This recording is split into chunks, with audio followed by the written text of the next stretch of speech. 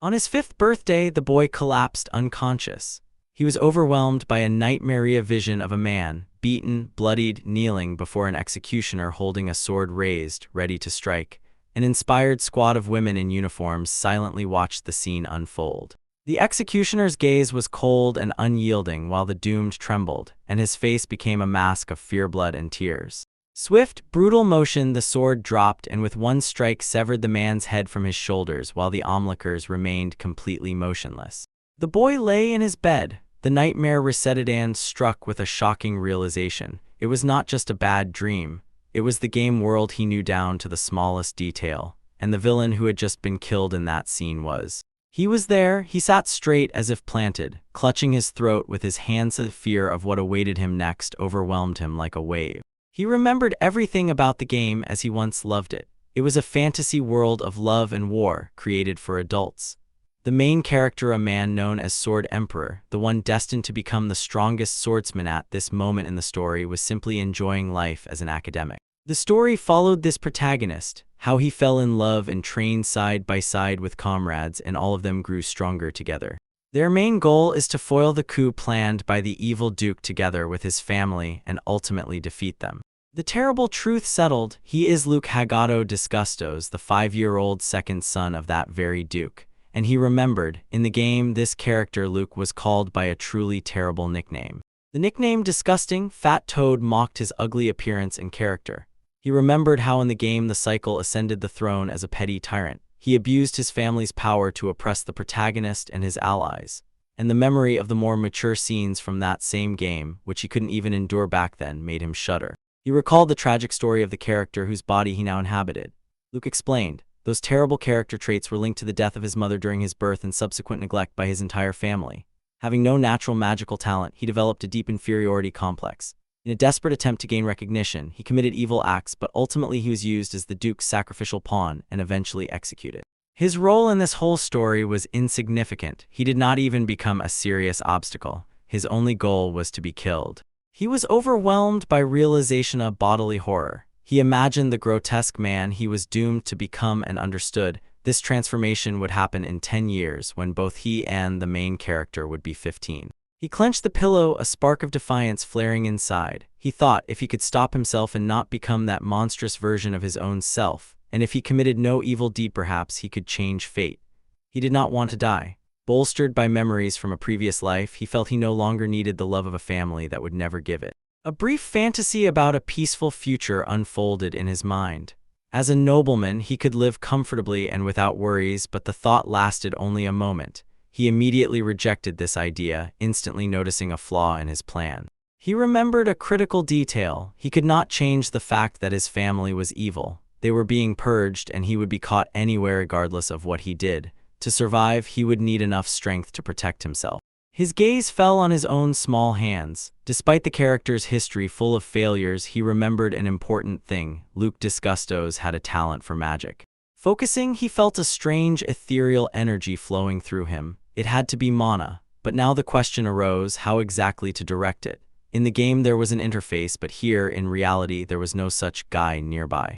A thought appeared, perhaps everything was just as simply as an incantation chant. Concentrating his intention, he pressed his hands to his chest and uttered the word heal.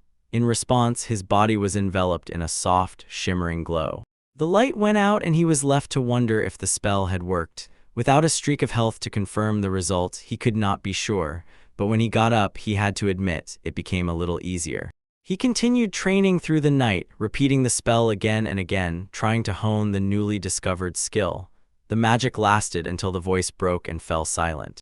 The next morning, a gentle voice cut through his drowsiness. His personal maid woke him and asked how he was feeling. He was still held by lethargy, but he noticed the usual illness was gone, and the truth reached him. He had exhausted his mana and fainted. From this, he calculated the reserves would last for only about 10 uses of the spell. When his maid checked his forehead and confirmed that he still did not feel better, he realized independent practice was not enough. To truly master magic, one must study it properly and preferably with a teacher to guide him. He quickly dismissed this thought. There was no doubt his father would never agree to hire a magical tutor. The only way forward was self-study. He called his meticulous servant, a 12-year-old dog beast named Syrup, and asked her to bring a book. When she returned with a volume titled Magic Fundamentals, she asked in surprise if he really wanted such a difficult text. He was unwavering. He wanted to learn how to use magic. Then he changed tactics and put on the most sincere, most gentle expression. "Please, syrup," he asked. His display of vulnerability turned out to be unexpectedly effective. The maid was struck as if by a blow. Still in a prone position, he rested his head on her knees and declared that he could truly rely only on her. Then he added another request to teach him to read and count. Embarrassed by Garbai's persistence, Syrup could only say that he was, after all, just a boy. Her first surprised pause quickly melted into passionate determination. Lighting up everything with a bright, focused smile, she raised the book above her head and declared that he could count on her. Her energy now flowed boundlessly. Relying on the typical traits of dog-beast men, she suggested they also take the opportunity to start physical training. From sitting on her lap, he answered simply and bluntly, no. And so, despite his disgust for exercise, his training under Syrup indeed began. She immediately immersed herself in the text, her face focused as she absorbed the first lesson. She begins his lessons by reading from the book Magic Fundamentals, while he relaxedly lays his head on her lap. Luke says in shock that he doesn't understand how she can read such long and complex words, and she reassures him he's fine. But as soon as she reaches the explanation of the difference between attributeless and attribute magic, she falters, trying to find the right words. Despite hesitation, Luke grasps the very essence. He understands that the soul-like energy he feels in the air is mana, a transparent force whose power and volume depend on natural talent. This confirms his suspicion. He really has the gift of magic. He recalls his previous victory and now understands. He managed to cast heal simply by imagining his own mana to mend wounds. The basis is clear. The spell works when you visualize the result and direct your mana to achieve it. Next, the text reveals two types of magic. Magic without attributes is the basic form, available to everyone, while the more powerful attribute magic requires a special, innate talent, the kind of talent said to be possessed by most nobles. When drowsiness overtakes him, he reflects on his own lineage. He is filled with disgust for that family, known for its perfection, and he wonders if this inheritance means that someday he too will be able to wield tribute magic. His training finally exhausts him and he drifts off to sleep. Syrup gently carries him to bed and places the book of Magic Fundamentals beside him. Smiling quietly, she carefully pulls the blanket over him and gently arranges it so that he is comfortable. Darkness remains beside her, and on her face is a mixture of tenderness and anxiety as she watches him sleep. Luke, now looking more mature, thoughtfully surveys his progress. He recalls the difficult start back then. He constantly fainted from exhaustion. But through this exhausting hell, he learned to increase the overall capacity of his mana, the amount of magical energy stored in his body, each time completely depleting it daily. He taught himself to read and began to learn eagerly, determined to change his bleak future. Yet he is still stung by frustration, has never been able to find a true magical mentor. In the annex, where there is only the senior butler and 3 maids, they can teach him not very much. She remembered the state of his body like in a game, full of pimples, spots, warts, and cracked skin, all compounded by obesity. It was clear there was serious room for improvement, and he decided his first concern was health. His efforts started with simple hygiene. When he washed his face, he was struck by how the blisters stuck to his hands. It seemed like a small thing, but it led him to a stunning realization. People in this world apparently did not practice daily bathing or washing. This new habit caught Syrup's attention. She looked at him with curiosity and asked why the water was so foamy. Luke explained that he had sensitive skin and needed to wash it carefully, a phrase that clearly surprised her. She reacted with an exclamation of complete disbelief and asked how he could possibly have such delicate skin. He knew she would not understand unless she saw the future he was trying to prevent, so he simply brushed off her concern and said it was not a problem now. From that day, the two of them established a skincare routine and performed it twice a day. Syrup declared that as his personal maid, it was perfectly natural for her to learn his routine and do it together with him. This new focus on self-care extended to bathing. No, he did it alongside magic training. He dreamed of a future where he would be rich enough to buy higher-class goods like soap, lotions, moisturizers, and sunscreen without fear of the price. While he bathed, Syrup watched him from the veranda and happily noted that he was learning to take care of himself. She assured him that in a year his skin would become completely smooth, and if he kept up this course, he would grow into a true beauty. And Luke, for his part, was still getting used to the very idea that he needed to wash his whole body so thoroughly. His prophecy began to come true as soon as his appearance noticeably improved. Syrup said he looked much healthier, although she saw that his mind was full of worries. He recalled an important change he had just made. He informed his father that he and Syrup would now prepare their own food. He decided this because every time after meals brought by the staff, he felt very ill, the illness he had to repeatedly soothe with healing magic. The results of his new diet were immediate. Enjoying the delicious meal he had prepared himself, he realized the food of this world simply did not suit his constitution. His health improved as soon as he started cooking for himself, proving that there was nothing inherently wrong with his digestive system by nature. Syrup also noted that he stopped sleeping until late every morning. It was part of his new unchanging routine. Now he got up early and went outside to the forest near Annex to catch some sun. He had already also started going for walks and doing light exercises, loosening up the body that had just become flexible. Syrup was happy he was beaming because he could finally go outside. Later, while he soaks in the bath, Syrup suggests he start training. He immediately rejects the idea and explains to her that he hates exercises so much that they are out of the question. She asks if he wants a calm and healthy life with a serious face. He confirms a healthy, measured life is exactly his goal. Syrup presses to the essence, asks how an easy life can exist if he only eats and sleeps, and warns that very soon he will turn into something terrible. He agrees, admitting, such a life will indeed make easy existence hard to maintain. Relaxing in the water alone, she wonders how sweet he is now and finds it hard to imagine how he came to such unhealthiness. She thinks about what a fine man he might grow into. He continues to explain and adds, a calm life would leave him with no less a terrible mountain of free time. Sierra questions this. As a nobleman, he supposedly has the right to leisure, but he cuts off constant leisure stops being enjoyable. Even daily trips to the amusement park or casino quickly become boring and lose interest. His thoughts darken as he focuses on his reality. Although he was born a nobleman, he knows well there is no safety net for him. Reflecting on how his father behaved, he is certain in the end he will either be sacrificed or abandoned. He remembers himself as older, the one who abused privileged upbringing and brought ruin upon himself. And now he decides to squeeze the maximum out of what he has now and prepare for the future. His plan is to use his privileged childhood to avoid any unnecessary difficulties. Ideally, to find a wife who will support him in the future. If that doesn't work out, he decides to find a source of income to live confidently and comfortably. He considered the arrangement of the world he now inhabited himself, a world split into two main arches. One choice could sharply change his path to avoid Elisada's Royal Academy. After all, it was in that part of the story that Luke was supposed to appear. The first path is the Arc War, a grim story about how he resolved an incident treacherously started by a villain. The second is Academy, a lighter tale revolving around romance and training. He understood, mastering both was his ticket to the future he desired. Cold sweat ran down his forehead. Logic pressed, if he had avoided the Academy, his chances of survival would have been much higher, yet he had a solid reason to come. The reason was in them, the game characters. A montage of their faces and adventures floated before his eyes, and the memory did not stop in his mind. A soft, genuine smile appeared on his lips. He loved them. He looked at the sprawling metropolis, and his determination grew stronger. In this world, he wanted to live exactly like Luke. He firmly decided to become a happy slacker. Syrup briefly and clearly summarized her ambitions. She wanted to live easily and safely healthy. Therefore, she insisted he needed to learn fencing. But Luke preferred to move as little as possible, yet he noticed her sincere interest in the blade. She did not back down. It was said that it was not only for his protection, it could also be enjoyable. He calmly made it clear that he did not need to learn because he had her to protect him.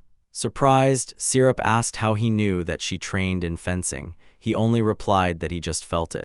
A bright smile blossomed on her face. She happily took responsibility and told him to leave all sword fighting to her. A nod of all right, and he agreed. When she went to bed, he wished her luck. The next morning, although he refused every offer from Syrup to force himself to train, he knew, you cannot be completely immobile if you want to stay healthy. That is why, while running around the estate grounds, he prepared to use a new spell he had invented. He stretched his hands forward, palms facing each other, and magical energy began to merge between them. Appear, he commanded and spoke the incantation. Valak. He finished the spell and a smiling jelly-like creature appeared in the world. He named it Val, a creation of his own original magic without origin. He designed the spell with a clear purpose. It works even when he is asleep. To understand how Val works, he first thinks it over, but you must first grasp the basics of attribute-less magic. This basic magic, which simply transforms mana into various forms, is generally divided into 5 main categories. He focuses on the first 2 types. Everyday life magic covers simple practical tasks like creating light or cleaning. Spells, he assumes, are widely used because the world rarely takes baths. Next is power magic. It consumes mana to temporarily enhance physical attributes. The effectiveness of this magic heavily depends on the user's own physical condition. It drains endurance while granting strength. The third category is enchantment magic, a specialized school that endows weapons with properties. It is a type of enhancement magic primarily used by blacksmiths and enchanters, and he admits that he has no idea how to perform it. Next, he reflects on supportive and magic. It strengthens or weakens others by enveloping them with mana. Its power depends on the caster's imagination. The last category is restorative magic. It precisely stimulates the body to heal. He is confident in this area thanks to the medical education he received in a past life. He concludes the review by noting that all these schools of magic are based on the fundamental principle of mana transformation. It is this principle that he used to create Vow, a unique, self-sufficient spell. Having subjected his creation to a test, he is convinced using it is amazingly easy. Just command, Val, bring me that water, and the creature immediately surfaces and collects the liquid. The beast returns with water and he gives him a word of thanks. Now he declares, the real trial begins. Laying his head on the table, he entrusts everything to his new creation. His true purpose for Val is revealed when he sleeps soundly at the table. He ordered her to wrap his body while he risked sand. The creature carried out the order flawlessly. He devised the perfect plan to train the body without training himself. But his magical creature forced his limbs to endure heavy training while his consciousness remained detached, watching everything and observing with grim satisfaction. His logic was simple. If he could train until unconsciousness, it would be a trifle. Standing next to the gelatinous creature, Val confirmed that it was indeed the same solution he had seen. The ability of a creature to move independently was a wonderful achievement. Now he could train without giving up his favorite, carefree rhythm of life. Later, when his automated training was completed, he leaned back on the sofa and a thoughtful expression settled on his face. He lay among piles of books, acknowledging that everything was going as it should, yet there was still a lot of work. And he also prepared for the fact that tomorrow muscle pains would definitely make themselves felt.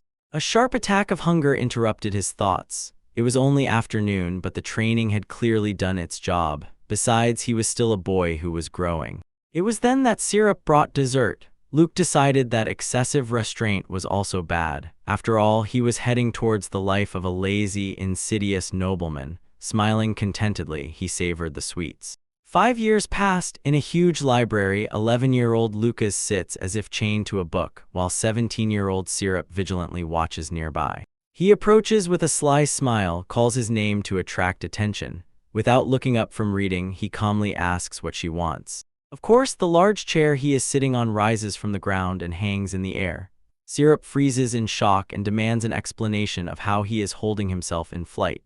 Luke thinks to himself, carrying oneself is the same as carrying a glass, but decides that Syrup is not familiar with magic, so explaining would be a hassle. He dodges the answer and instead asks if she wants a ride. Her shock subsides and curiosity appears. Timidly asks if she can. He confirms, of course, she can. She nervously approaches the chair hanging in the air. He tells her not to be afraid, explaining that he uses his mana to properly support it. Calmed down, she agrees. As soon as she sits down, her face changes to a confused, amazed surprise from this unusual yet comfortable pleasure. She exclaims that she has never felt anything so comfortable before. This pleases him. Gathering her thoughts, she raises her hand to ask another question. He allows it, and she asks how his body is so well trained if she has only seen him reading, sleeping, or walking. He admits, her misunderstanding is quite understandable given what she has seen. The answer stands before her and explains that first he compresses his mana and densifies it. He demonstrates this by creating a complex, glowing sphere in his hand. Just watch, he says, while Syrup watches. Her eyes are wide open, focused. A powerful aura bursts from his body. It turns out that over the last 5 years his VL has greatly evolved along with a deeper understanding of it. Then he showed another facet of his training.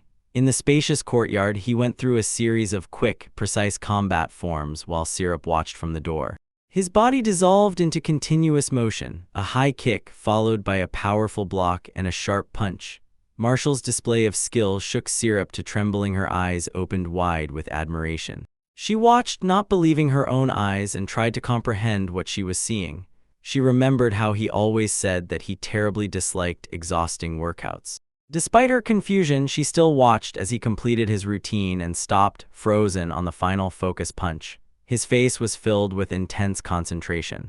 He exhaled quietly, and from the effort a faint blush appeared on his cheeks. Immediately she praised his performance, declaring it excellent. Turning to her, he asked what she really thought. Syrup elaborated, and her surprise showed as she realized how hard he must have worked. She told him that his movements were like those of a master, unlike anything she had ever seen, even among experienced martial artists. Then he revealed the secret of his mastery, a new spell he invented himself, Trace.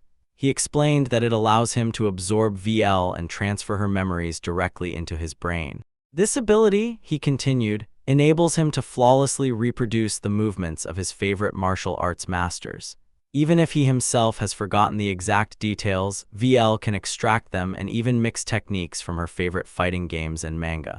And then he summarized all the knowledge he had absorbed, every fighting style, with its history combined and synthesized into his own unique martial art. He explains to Syrup that, although his floating spell is impressive, he is already inventing another. He has worked hard training his body, building muscle memory and strength even if he is not fully aware of his own movements. Syrup watches intently, her eyes wide with shock. She declares that he is a genius, but he quietly denies it. She still marvels at his successes. She thinks to herself that her 11-year-old master has already managed to touch the mysterious abyss of magic. But as soon as Luke admits that he does not understand what she means, Syrup just smiles and says that means it was difficult for him to comprehend her. Later, standing on the balcony, Luke says he is tired after training and asks if Syrup wants him to prepare a change of clothes.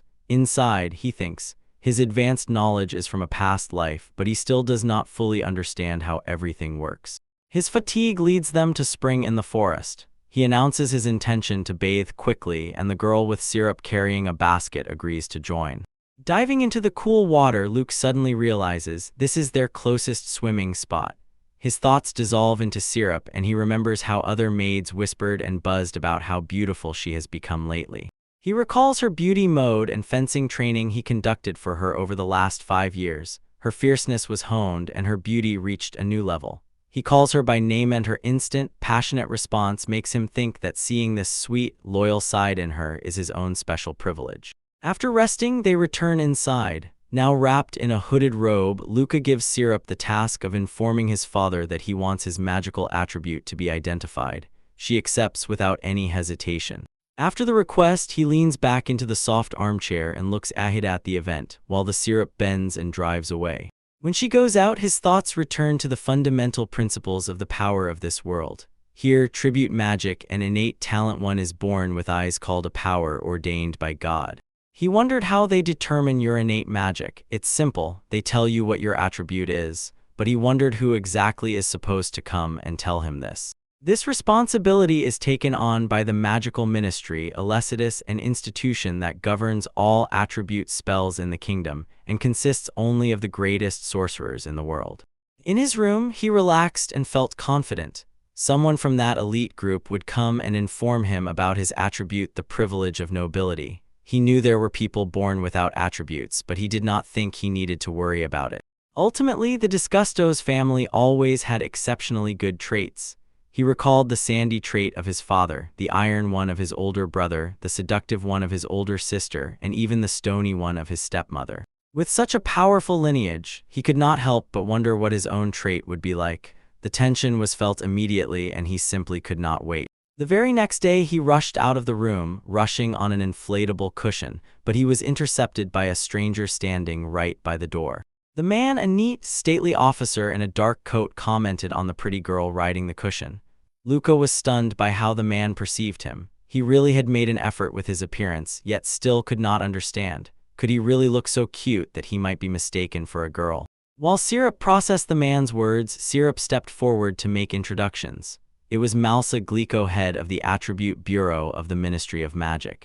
The leader's gaze from Syrup jumped to the person on the cushion. He hesitated, adjusted his glasses, and as if a silent understanding had just dawned on him.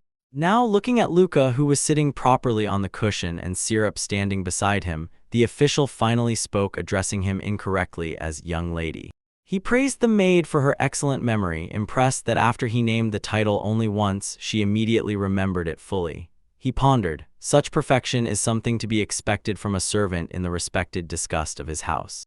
After his praise, he looked past her into the room and asked where to find the young master who spoke about that family.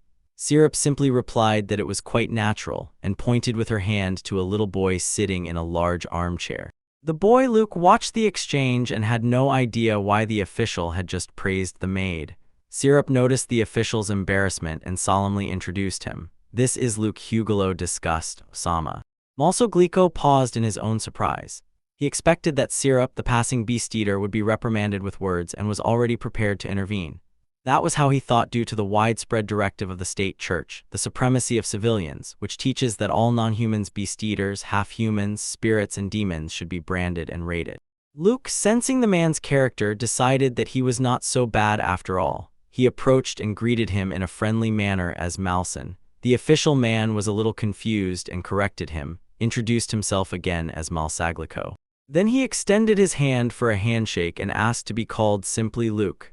Malsa looked down at the small palm reaching out to him and his face softened. The official accepted this gesture. He shook the boy's hand and responded in kind. After all the formalities were settled, Malsa announced that it was time to check Luca's magical attribute. She ordered the boy to close his eyes. Luca obeyed, and Malsa, taking a steady breath, maintained a barely noticeable nervousness on her face. He pulled out a small pointed instrument and it began to glow. Extending it forward, he prepared to start the identification. The result came instantly and was completely clear. Luca's attributes: sleep and disorder. He recalls the moment when Malsaglico pronounced the names of his attributes. At that moment, he feels those qualities manifesting within him, but it is more a confirmation of what he always knew than a discovery. He is overwhelmed by a wave of admiration. He whispers, "Amazing."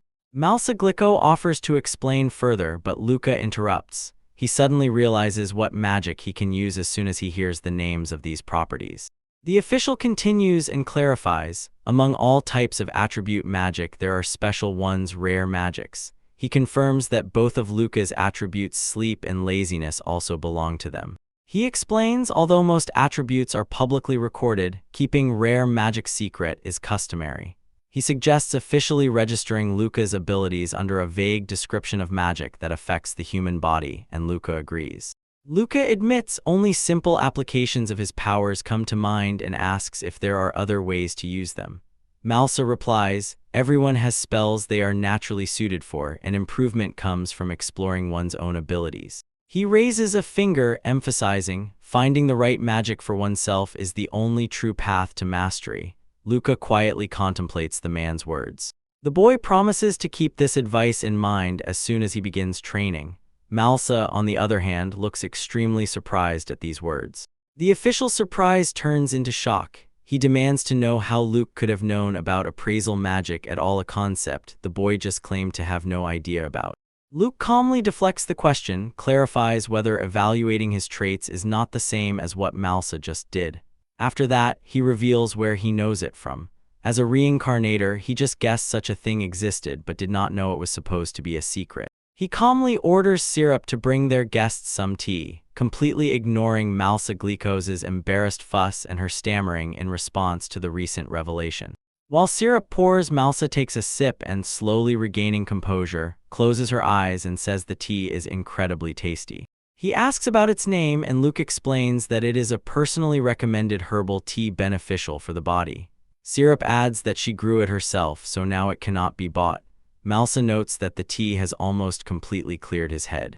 He smiles, he thanks Luke heavy for understanding and offers to give him some of the tea leaves. Then he asks for confirmation. He thinks he should keep the matter of appraisal magic a secret. He says he has his own daughter about Luke's age, loves magic, so probably she liked the tea too.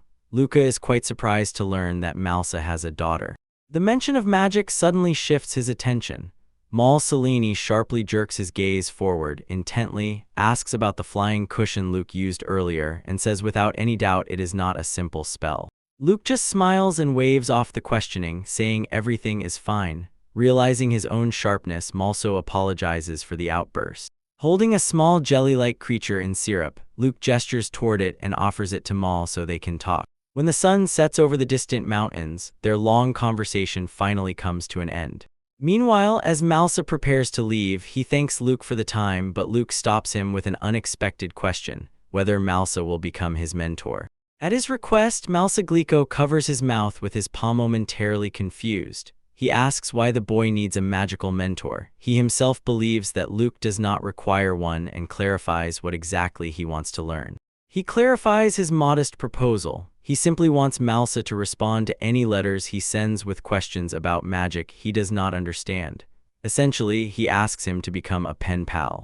The man's face softens into a smile. You find this idea interesting. Since he agrees, the boy eagerly asks, "Does that mean yes?" Malsa responds with his condition and asks if Luca would mind if he also occasionally asks him a few questions. He agrees immediately, although he admits with a slight touch of modesty that he is not sure he can answer even one of them. Then Malsa smiles and announces that they have agreed. When the terms were agreed upon, they exchanged radiant smiles. Lucas sincerely says thank you, and Malsa confirms that he will be happy to write with it. And so their correspondence began.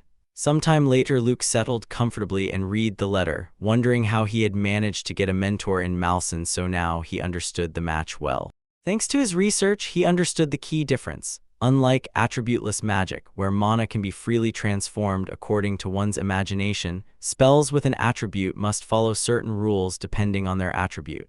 It was evaluative magic that allowed him to realize his innate magic. He learned that innate magic is the name for the basic spells of an attribute. For the fire attribute, for example, these are Pilot Flame, Fireball, and Fire Arrow. Everything beyond these basics entirely depends on the user's knowledge and practice. Wandering through this, he reflects on his own ability, a dream, that also has 3 innate magical spells. The first is simply a dream, a spell capable of putting the target to sleep. Its effect can be finely tuned depending on how much mana is poured in and the resistance of the target itself. He continued the analysis, deriving the last 2 innate spells of his attribution. The second is Sleep Timer, a spell that determines the duration of sleep by touch so the target does not wake up during the measured time, no matter what happens. The third, he reasoned, is Sleep Delete, the ability to forcibly remove any sleep magic.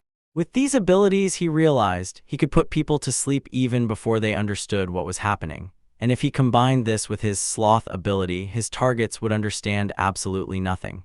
But he knew there was a trap. Magic can be restrained through innate resistance and protective spells. This limitation sparked an idea. If the user of the fire attribute can create a fire arrow, then maybe he can make a sleep arrow and put people to sleep from a distance. At this thought, a confident smile appeared on his face. Both of his attributes were so incredibly as if he was simply cheating the system's rules. He looked down at the open book and the letter from his new mentor, and his thoughts raced one after another, so many possibilities. He could put the teacher to sleep and skip lessons whenever he wanted. There were endless spells he wanted to try. Life would not be enough to test them all. Luke discussed all this as a way to cultivate a new habit. Every morning he gives the body's steering wheel to the loud one. He notices that this exercise clears his head so he can better focus on magical experiments. Regimen Syrup approaches and asks if he wants to eat. He enthusiastically agrees to her offer. He provokes them with his arrangements. And although the syrup is flawless in every other way, he still likes to cook for himself, bringing to the table memories of dishes from a past life. They take turns cooking food. The matter is simple, her food is entirely edible, but in every piece there is no attention to detail. As soon as he turned 11 years old, Luke decides to wash off the sweat after training while she cooks.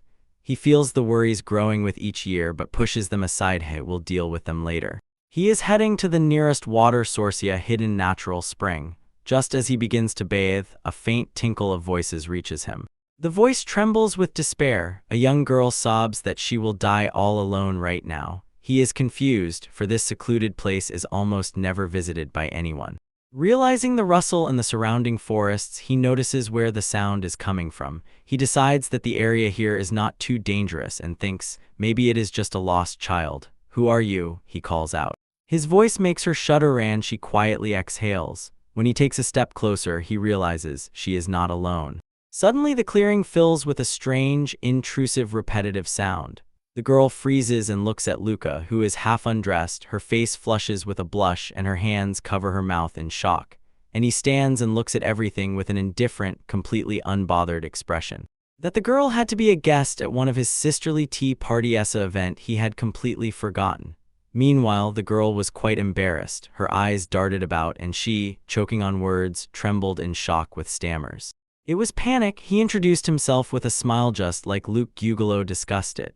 The girl screamed quietly, then her face lit up with recognition. She asked if he was the younger brother of her respected Iris. Then she officially, though awkwardly, introduced herself, Karen C. Caribbean, the 12-year-old daughter of Count Caribbean. Luke watched her with a gentle smile. He was amused by her sincerity, and addressing her familiarly, he said to her, "Karen." Her formality suddenly vanished, giving way to wide-open curiosity. She crawled on her knees to him and asked if he could use the gift of magic. When she spoke, her face lit up with pure delight. He confirmed that he could and added that he really loves magic, reaching out his hand to help her up. Then he turned the question to her, asked if she would show him her own attribute magic. Her answer burst out instantly and full of enthusiasm. "Yes, right now, sir," she declared. A professional eager impulse made him ask if she worked somewhere in a shop. Politely saying, "Excuse me," she began. A flash and a small, delicate pouch appeared. From it, she pulled out an amazing pile of cooking utensils and noted that her magic was only in this pouch and all the items could be bought anywhere. He was quite interested in her magical budget, seemed capable of holding a lot. He said he wanted to see her magic talent, but then very gently hinted that maybe she should get dressed first. In response, she began cooking. The sizzling of oil filled the clearing as she skillfully wielded the frying pan and stirred the large pot. Her magic gear was simply cooking. A few moments passed and she handed him a hot bowl of spicy soup with moon rabbit. She explained that it was simply a dish made from what she had and kindly invited us to enjoy it. He had no idea what exactly made the food prepared with tribute magic so special. When he brought the spoon to his lips, a pleasant aroma filled all his senses.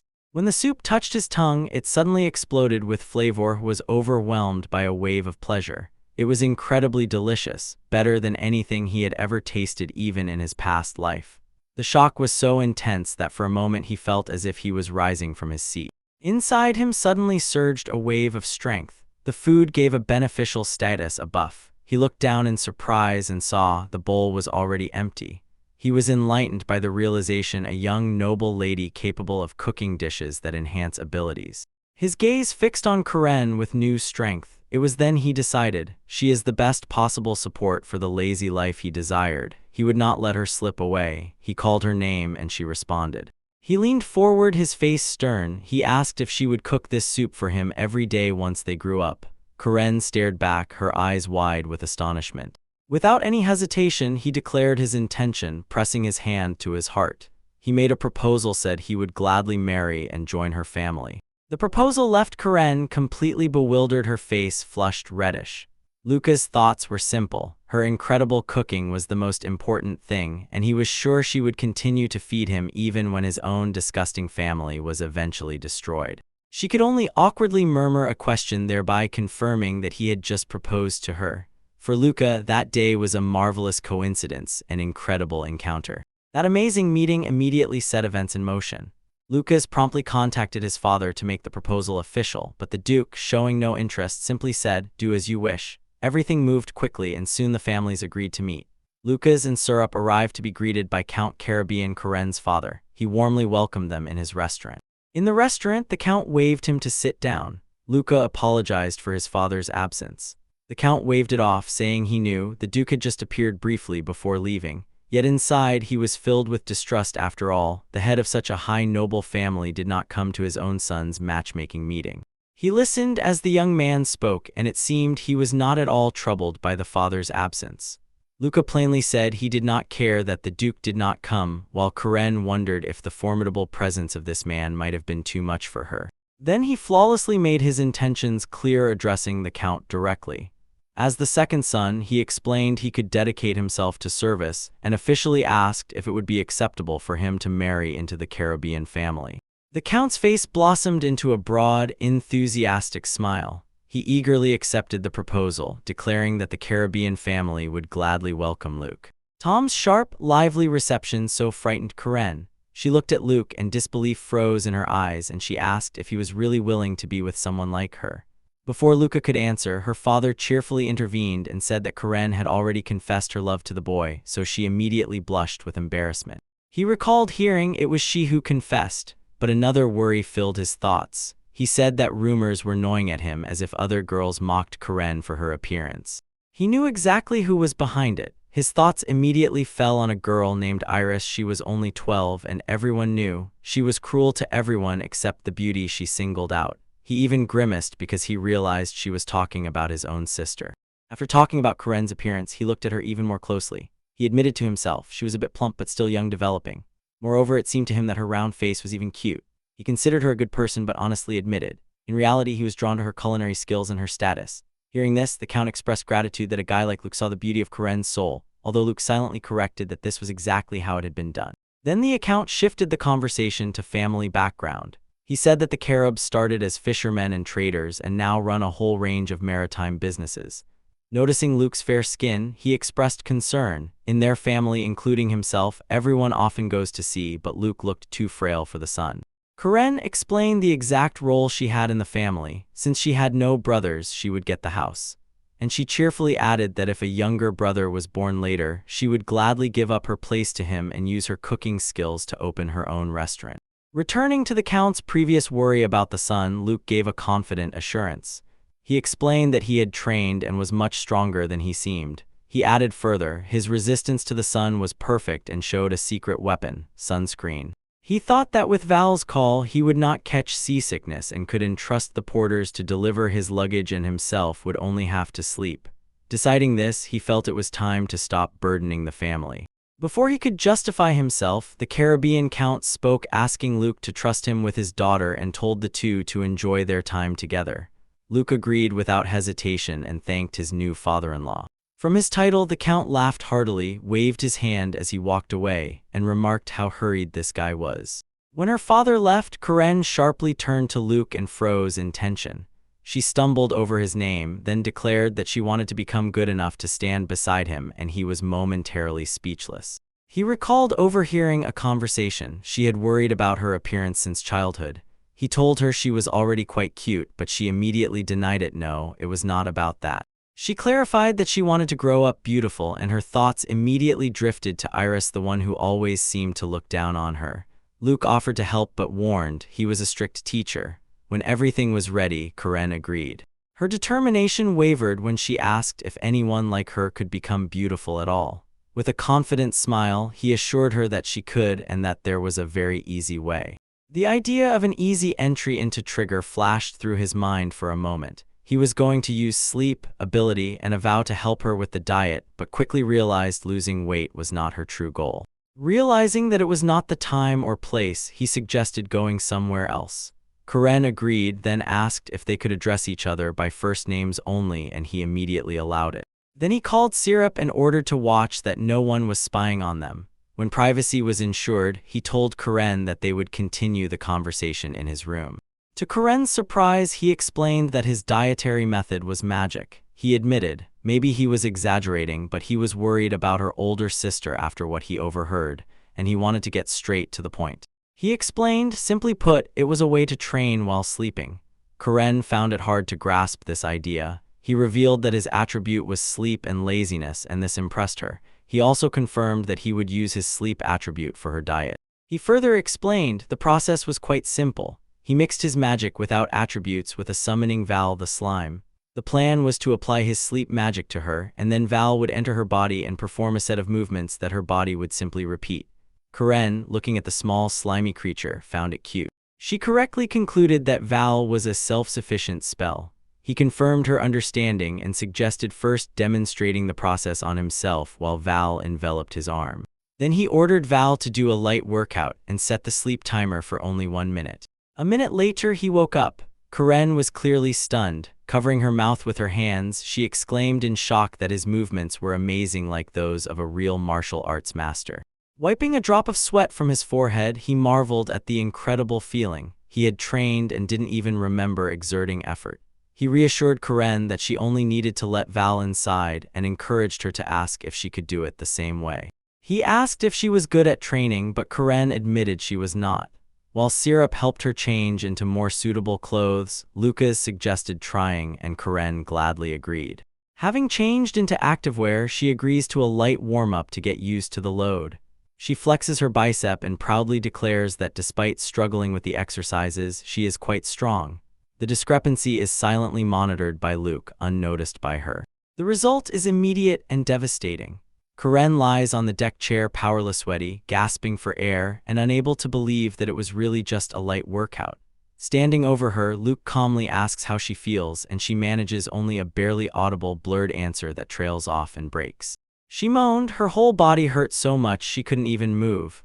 Luke picked her up and explained that they would start with basic exercises to build endurance. He suggested using healing magic, but warned that some muscle pain would still remain. Despite the pain, she nodded with determination, promising to do everything possible. Luke smiled and encouraged her not to give up. Then he moved on to his beauty regimen and ordered her to lather the soap thoroughly. He explained that the foam would absorb dirt, so harsh scrubbing would not be necessary and the skin would remain protected. Karen absorbed what was said and understood the logic. She followed his instructions and carefully lathered with foam. The next step, he added, was to rinse the foam off her face well, making sure that every time she touched her skin, she did not touch it with the brush. With a clean face, it was time to start applying makeup. Karen stared at the collection of bottles, her eyes shining with curiosity. Luke noticed that she quickly grasped everything, and her overwhelming enthusiasm made her a pleasant student. The last component of his plan was nutrition. While he was giving the lecture, he emphasized, "You can't build a beautiful body without the necessary nutrients." Karen, already dressed, found the lesson fascinating and praised how he cooks. He was confident. It was only necessary to choose the right ingredients and he would be able to create tasty diet food.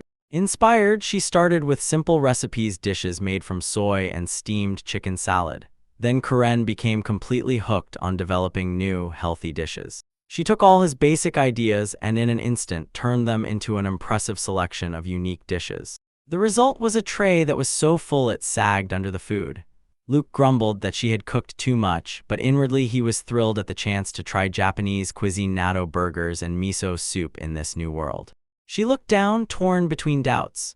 Karen agreed, overeating even healthy food was not right, but forcing herself not to throw it away was impossible. After all, she had been so eager to try a bunch of different dishes. Luke calmly suggested a solution, to give the excess to one of the nearby orphanages. She shines with inspiration and declares that the idea is perfect. She can explore cooking and everything they themselves cannot eat, give to the orphanage. Having put her plan into action, she begins to cook even more dishes and daily, in turn, delivers them to various orphanages.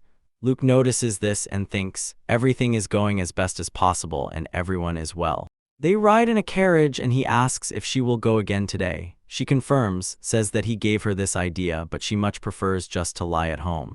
She continues and gives another reason for her refusal. The shelters are terribly unsanitary, and this is emphasized by how she shudders when a rat runs across the floor. The conditions are shameful. Children crowd near dirty cages. To the children, many of them disheveled, thronged to her in groups and called her by name. And she realizes with horror, even pure magic cannot handle the whole house. Even worse, many orphans do not know how to use magic to clean themselves from dirt. She explains to Luke, the church runs the shelter, but priests appear only when money is involved, so she feels she cannot freely use her healing magic. Her story is interrupted by silence, and instead a confused young girl rushes in headlong, begging for help for her little brother who fell and is not waking up. Her disgust for the church confuses and makes her uncertain and hesitant. Feeling this nearby, Lucas gently covers her cheek with his palm, soothes her. Nothing can be done, and he himself will go check on the boy. He finds the boy lying in bed, breathing shallow and heavy. Luke quickly assesses the situation, already suspecting pneumonia. He glances around the ruined room, understands this is not a place for the sick to recover. Leaning over the child, he places his palm on the chest and focuses his will. He imagines the boy's breathing leveling out and quietly utters a single word, heal.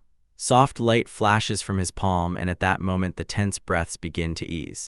Timidly trembling, the boy's sister asks how much the treatment will cost. Luke answers simply, nothing. Just now the healthy boy rises, the sister bursts into tears and endlessly thanks Luke for his kindness.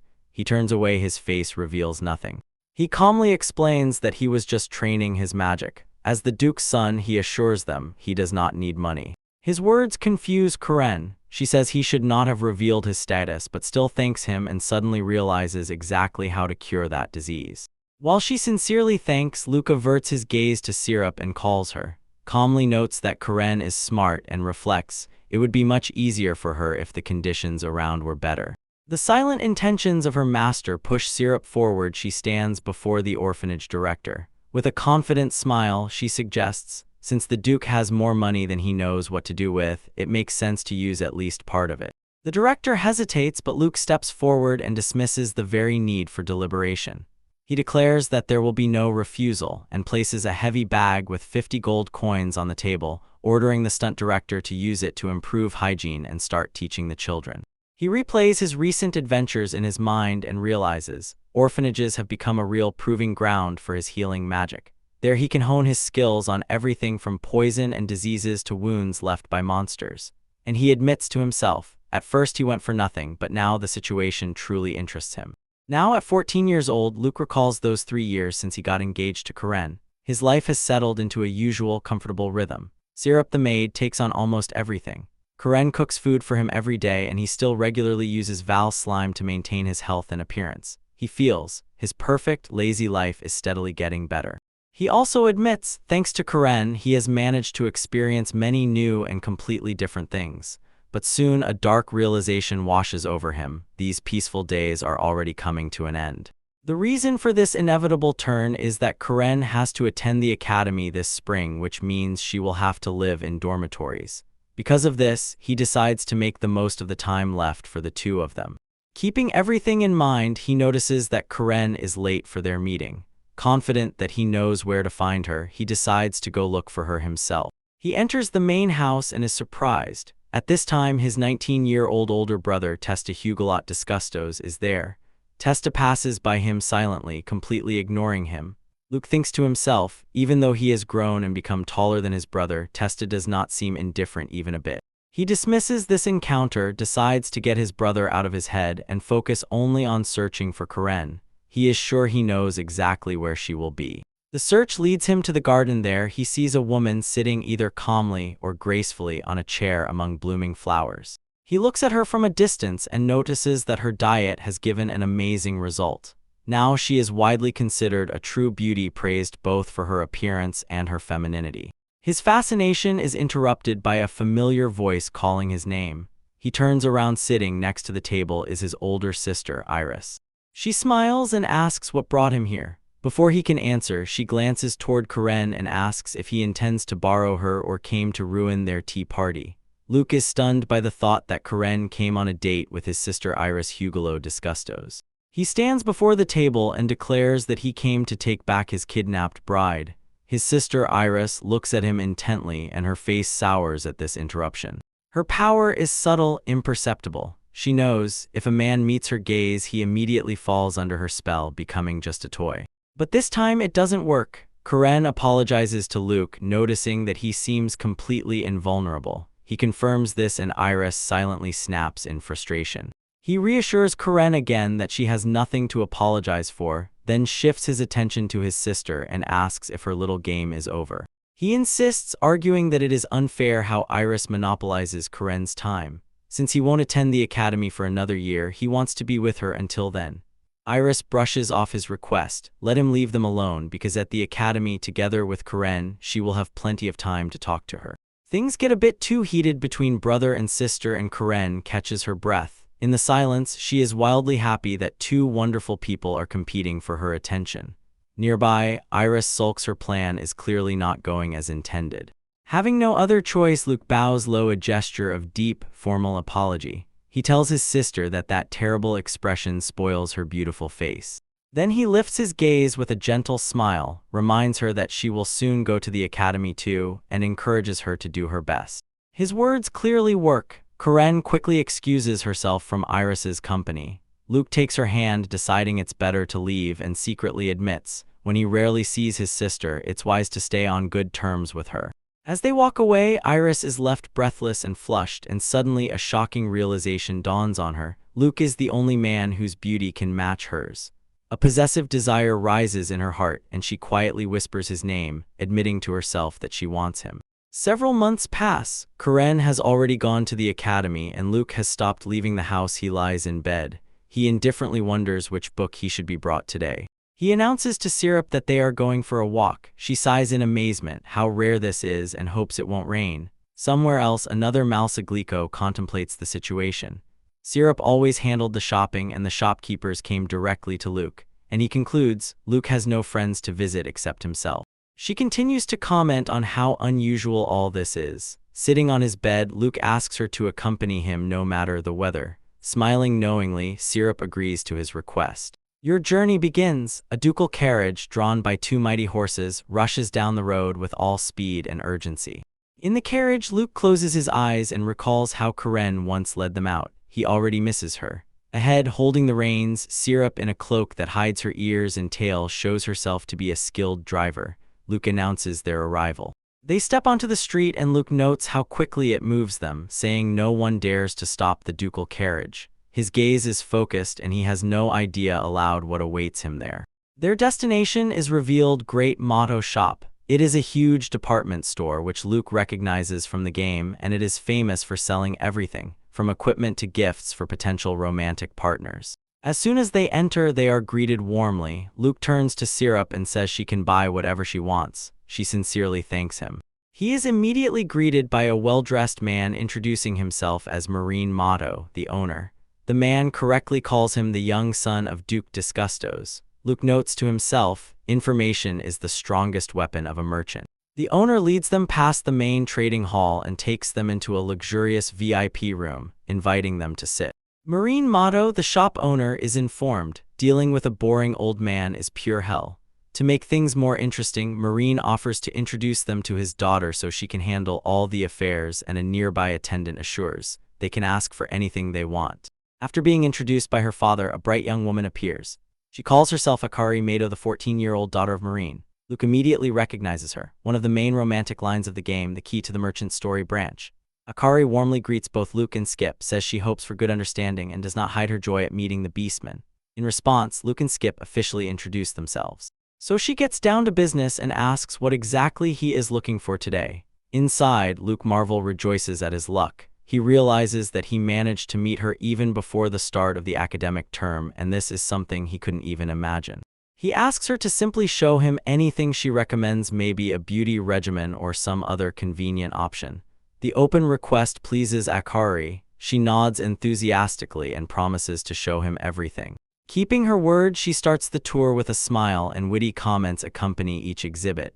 The first item she shows is a magical hairdryer. After some time, Luke emerges from the shopping spree. He has bought almost everything he was shown. He smiles and declares that he got himself some good things, then thanks Akari for her help. After that, he turns his gaze to Syrup and asks if there is anything she would like to take for herself. Syrup looks surprised. She says no, really nothing. Her hesitation is a mask for her true feelings. In her mind, she thinks, since they so rarely go shopping together, it would be nice to receive a gift from him. As if on command, Akari steps forward, extends a small box, and asks what Syrup thinks about the red necklace ring inside. Syrup's eyes widen in surprise as she looks at the gift and thinks it's wonderful. She expresses gratitude but immediately turns to Luke, objecting that she is just a servant and cannot accept such a gift. Despite her objection, he looks at her calmly and states that they will take it. Then he hands her the box. He explains that it is a sign of his gratitude for all the care she gives him, and then very gently asks if he was mistaken in thinking that she likes it. He watches as Syrup, after a brief hesitation, raises her eyes and meets his with a sly, indulgent smile of agreement. She quietly mutters that nothing can be done and decides to accept his gift. She turns her back to him and fastens the necklace around her neck. Her face is still not visible to his gaze, but she still asks what he thinks. She looks straight again, the red choker fits perfectly. Akari, watching from the side, exclaims that it suits her very well. Syrup herself, satisfied, thinks this is wonderful. Then she turns directly to Luke and asks how she looks. He replies with a faint blush on his cheeks that the necklace really highlights her beautiful white hair. His compliment brings a radiant smile with closed eyes to Syrup. Luke watches her and he himself forms a gentle smile as he thinks how glad he is that she likes it. After finishing the shopping, Akari sees him off to the carriage. She says it was an incredibly satisfying outing and expresses hope that he will continue to give her his favor. When the carriage sets off, he looks out the window and thinks, doing this from time to time might not be so bad. His thoughts drift to the future as the carriage passes through the city. He realizes that next year he will have to leave home and go to the academy, so he concludes that before that, he needs to see a bit of the world. Later, returning to his own room, he decides, before leaving the house, he needs to sort out personal matters, find the reason why his true self ended up in this disgusting, fat tadpole. He lies in bed, he jerks up and throws his arms in despair. He thinks he has hit the cause, but it will be true torment, yet he decides it must be done with the thought that the lazy path is difficult. 1. The contrast with the star highlights the mystery surrounding the physical condition of Luke Disgustos. On one side, his current swollen, unhealthy face framed by images of frogs and crude tools. On the other, his former sharp, healthy features complemented by elegant perfume bottles. One single thought tormented him for a long time, the profound change that had occurred to his face and figure. He gazes at his reflection and wonders how he could have changed so drastically. It comes to mind that he was once properly composed, making his current state even harder to understand. The question is whether a simple hedonistic lifestyle can really be the cause. He has already checked the version with allergies or a weak constitution but found no answers. And in this world, food ingredients are the same as anywhere else, so he hits a dead end. A new thought flashes in him. Maybe Karen knows more. Thoughts focus on the details of food preparation and what it consists of. On this idea, he consults with Karen. She gives her testimony and nervously writes down the conclusions. The ingredients he described, she explains, have properties almost exclusively related to toxins. Luke considers this. Toxins can be used in medicine, but they can alter processes in the body or even be lethal depending on the method of use. Processes his words, his gaze hardens. If toxins are involved, this might finally explain the strange change in his appearance. The lead is worth checking. The investigation leads him to Syrup and he asks her about childhood. She recalls, until the age of 4, he was a sweet baby, eating and sleeping nonstop. Besides tender skin, she assures, there was nothing physically unusual about him. He continues his story. After that, his condition became unstable for about a year, and only around his 6th birthday did it start to noticeably improve. She was shocked when during the birthday lunch he suddenly collapsed, although before that he was having fun. Luck interrupts. He recalls that he simply ran out of mana and collapsed from overload. He insists on details and asks who cooked his food then.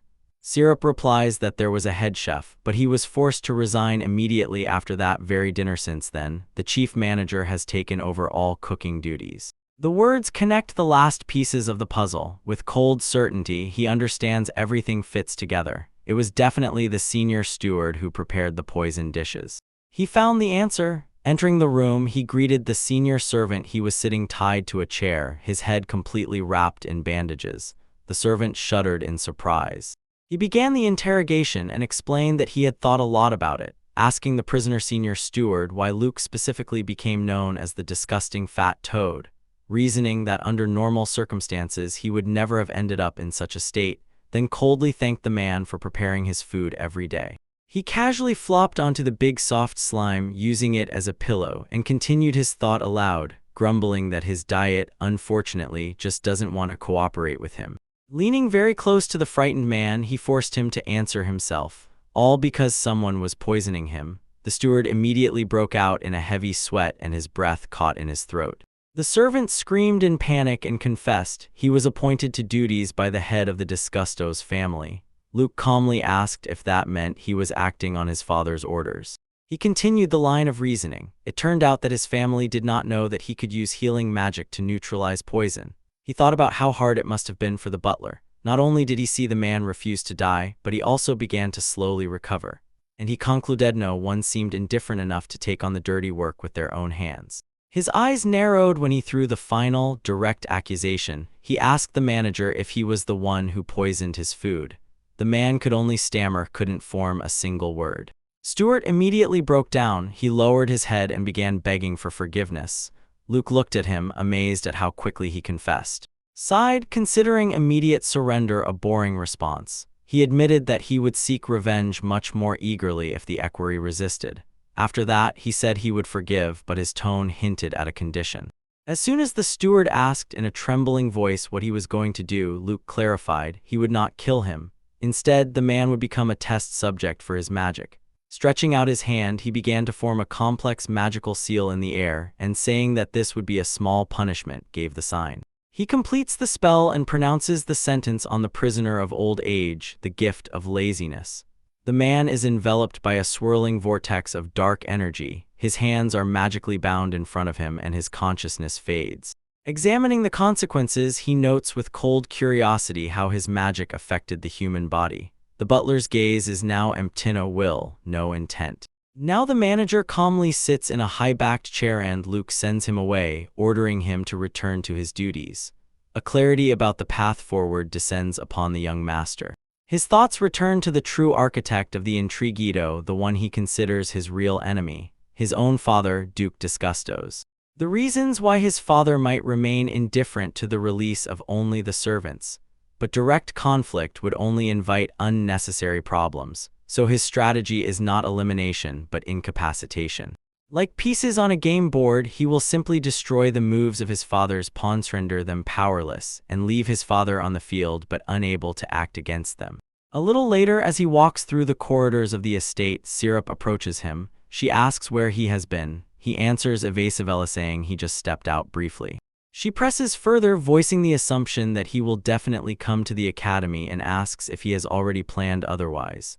With a spark in his eyes, he throws the question back to her. Would she be glad to hear that he, after all, is going? She curls up, but contentedly Syrup shows that she wants to stay with him. Then Luke explains his hesitation. Going to the academy is a great risk of death, so avoiding it is quite logical. He admits that his path is already determined, and along with the fact that attending would mean parting from her, he simply savors the time he has left. When his hand gently rests on her head, a calm expression appears on Syrup's face.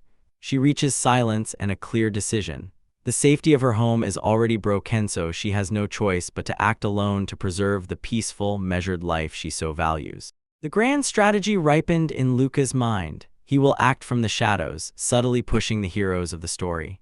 His goal is to orchestrate the inevitable conflict between the royal family and the nobility so that in this world his father, Duke Disgustos, is crushed. He admitted this was supposed to be the easiest path to survival, but it did not change the fact that he was transformed into a complex character. However, he was somewhat satisfied by the realization that he found himself in the world of a game he truly loved. His thoughtful expression froze into pure determination. He was not going to just sit it out and allow himself to be killed.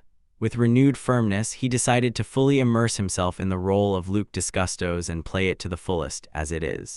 A year later came the day of his departure. While waiting for the carriage, Syrup clung tightly with words of farewell and ordered him to take care of himself. He confidently reassured her and set off towards the huge, round exam grounds near the entrance to the Royal Academy Alecida. He quickly glanced around while the instructor announced. The entrance exam would consist of 3 trials: magic, practical skills, and subject tests. He stood among the other candidates and recalled, scholarships were awarded to the best in each subject regardless of who they were. Realizing this, he decided not to try hard so as not to stand out. The girl next to him suddenly spoke and showed her blatant contempt for the fact that a beast man was nearby. His attention was drawn to a group heading to the practical exam. Among them was a girl with noticeable cat ears. She seemed to notice his gaze and slightly flinched. He watched as she entered the dueling field, and a shocked recognition suddenly flashed across his face. He recognized her immediately. She was the adventurer Ruby, a beast person with green hair and emerald eyes. She was one of the heroines of the game. The practical exam began and Ruby burst into action. She lunged forward in an instant and struck the burly instructor with a loud kick. She moved with stunning speed. A kick struck the instructor's guard with a crack, and shockwaves rippled through the air. The instructor marveled at the combination of the beastman's powerful physique and such extraordinary techniques. When the last spark of the ruby duel flared up, the voice sounded again, Luke Hugelo Disgustos. From the edge of the battlefield, Luca watched. Well, here it goes, just beginning. Good. Before he could take a step forward, the next candidate was already being tested. A young man with two-colored hair held the test slime. It flared with light. The examiner called his power non-elemental magic, and the boy only sighed and summoned pain. His casual complaint was cut off by an immense surge of raw magical power. It shattered the stone floor of the examination hall. The indescribable destructive force made the girl nearby scream sharply and tell him to stop. The next candidate had just been announced. Far from himself, Ruby watched the aftermath with an interesting smile, barely, but with intrigue in her eyes. When the practical exams ended, the instructor collapsed on the floor, exhausted. Luke looked around, searching for the fragrant beast girl. Where had she gone? He saw her. She was humming to herself as she walked away, and he guessed he would meet her again at school. The next day, Cairo presented Luke with his results. His game was simply flawless, incredible exam scores, so there was no reason to fear failure. Now he was an official student, walking the academy grounds in a new uniform. Together with the game's protagonist, World, who had now become the same kind of student, Luke stood confidently. The simulation of the strategy of an adult novel was about to begin. Pulling on the sharp, brand-new school uniform, Lucas disgustedly turns away those who like his reflection. To himself, he admits, now he is handsome, a striking contrast to the person he was before. As he is about to leave, Syrup says the carriage is ready, and her thoughts flicker with delight at his transformation. Today his new life begins. His goal is the Royal Academy Alecida, the oldest and most prestigious in the entire kingdom. He knows this is the stage where any ideas and motives intersect. Almost all the nobles are present. The academy recently began accepting the most talented commoners to recruit more students. This diverse student body is necessary because the kingdom is ravaged by dungeons from which monsters constantly emerge. Therefore, training in proper self-defense through combat, magic, and general disciplines is considered an essential part of their education. Besides battles, the academy is also a research institution with a special emphasis on the development of magic. Legendary mages may even teach here. Two main game mechanics on which this world was based: stat leveling and interaction with break targets. The story and characters the player could meet changed depending on these stats, and to get on the right route, one had to very carefully manage which events or flags were triggered. He firmly fixed his plan. He played the villain Luke, who always stays close to the protagonist. From this position, he used knowledge from his past life to support the hero from the shadows and, most importantly, avoid the usual paths where Luke dies. However, he knew his path could already be doomed to develop quite differently than in the game. After all, he was no longer that fat, ugly little frog they wanted to make him. His determination was growing stronger. He had to survive for the sake of those who cared about him. This resolve was for them. Just before leaving, Syrup asked if he remembered everything. He smiled and confirmed that he did, thanking her for preparing everything, but a shadow of worry fell on her face. Her anxiety was palpable even to the touch. She lamented that she wished to join the academy and be his companion, to clean his dormitory, but she was held back by a stupid rule. Companions are forbidden to differ in age from their student by more than 2 years. Luke nodded to himself in thought. Her sense of duty only grew stronger with the years.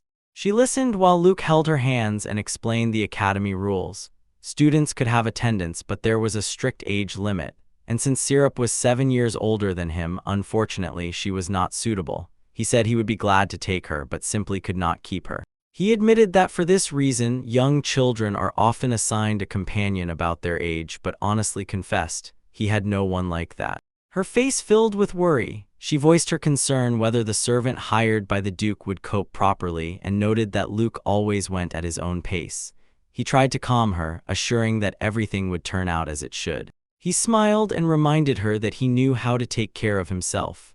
Added that Karen was also at the academy, as if that somewhat reassured her. Their enthusiasm did not fade. With a painful but determined expression, she said directly that she wanted to be the one to take care of him. His gaze softened when he looked at their intertwined hands. He remembered Syrup had been with him since he was little, and quietly thanked her. He remembered his past. His family never gave him love or warmth, but she fully compensated for this absence. For him, she was his only one. And only family. She had always been his only companion and caretaker, and lately she had been taking on more and more new responsibilities. He realized hard days without him awaited her ahead. Suddenly gathering himself, he called her name. He pulled her into a tight embrace, hiding his face in her hair. He said she had done more for him than he could ever repay and promised someday he would reward her. She clung to him, tightly gripping the back of his uniform with her hands, while he declared with complete conviction that he would definitely keep his promise. The old syrup factory in the last embrace farewells heavy, full of feelings. He says she will miss him and she tearfully replies the same. Stopping, he orders her to take care of the house while he is away. He promises to return by the end of the year and asks her to endure the wait. She agrees without hesitation. After exchanging farewells, his horse-drawn carriage departs from the estate. As it rolls through the town, the man thinks, let them not be together for a while longer. This separation only makes him cherish the syrup even more for the future. He decides to count the days until his return. He recalls the promise he made just a moment ago. As soon as he finishes his studies and leaves the territory, she must go with him. Surprise froze her, admitting that she herself thought she had no future prospects, but he firmly declared he would never let her go. Her surprise vanished, giving way to determination. She promised not to leave him for a moment, but set a condition: Karen must not be against it. He smiled, glad to hear her keep her word. Then he took a step further and proposed to become a real family. This thought caught Syrup by surprise, but her shock quickly melted into pure joy. She agreed. Looking at her delighted reaction, he thought how sweet she was and admitted to himself he loves her. Leaving home and memories behind, he arrives at the academy. A cloaked figure hides in the hood and bows, wishing him a good stay. He briefly waves in response and enters the gate through the grand doors, ready for a new chapter of his life on the academy's main street. Near the reception area in Dora, where he is supposed to meet other newcomers, a young woman in glasses approaches him. He feels a faint familiarity as she politely asks if she can call him Luxama. She apologizes for the late introduction and gives her name Labura Glicko, explains that she is 15, the daughter of Baron Malsa Glitko, director of the Ministry of Magic, and that she recognized him immediately from her father's description. The connection shocks him. She is the daughter of Malsan. Libera explains the father arranged for her to be his servant and guardian, but these new bonds change everything. She notices that he is the only one who calls her father Malsan. While Luke recalls the connection between Malsa and Morsky, Libera demands, let him drop the respectful address and simply call her Libera. He looks closely at his new maid and asks if she likes magic. He says that her father, Malsan, told him so.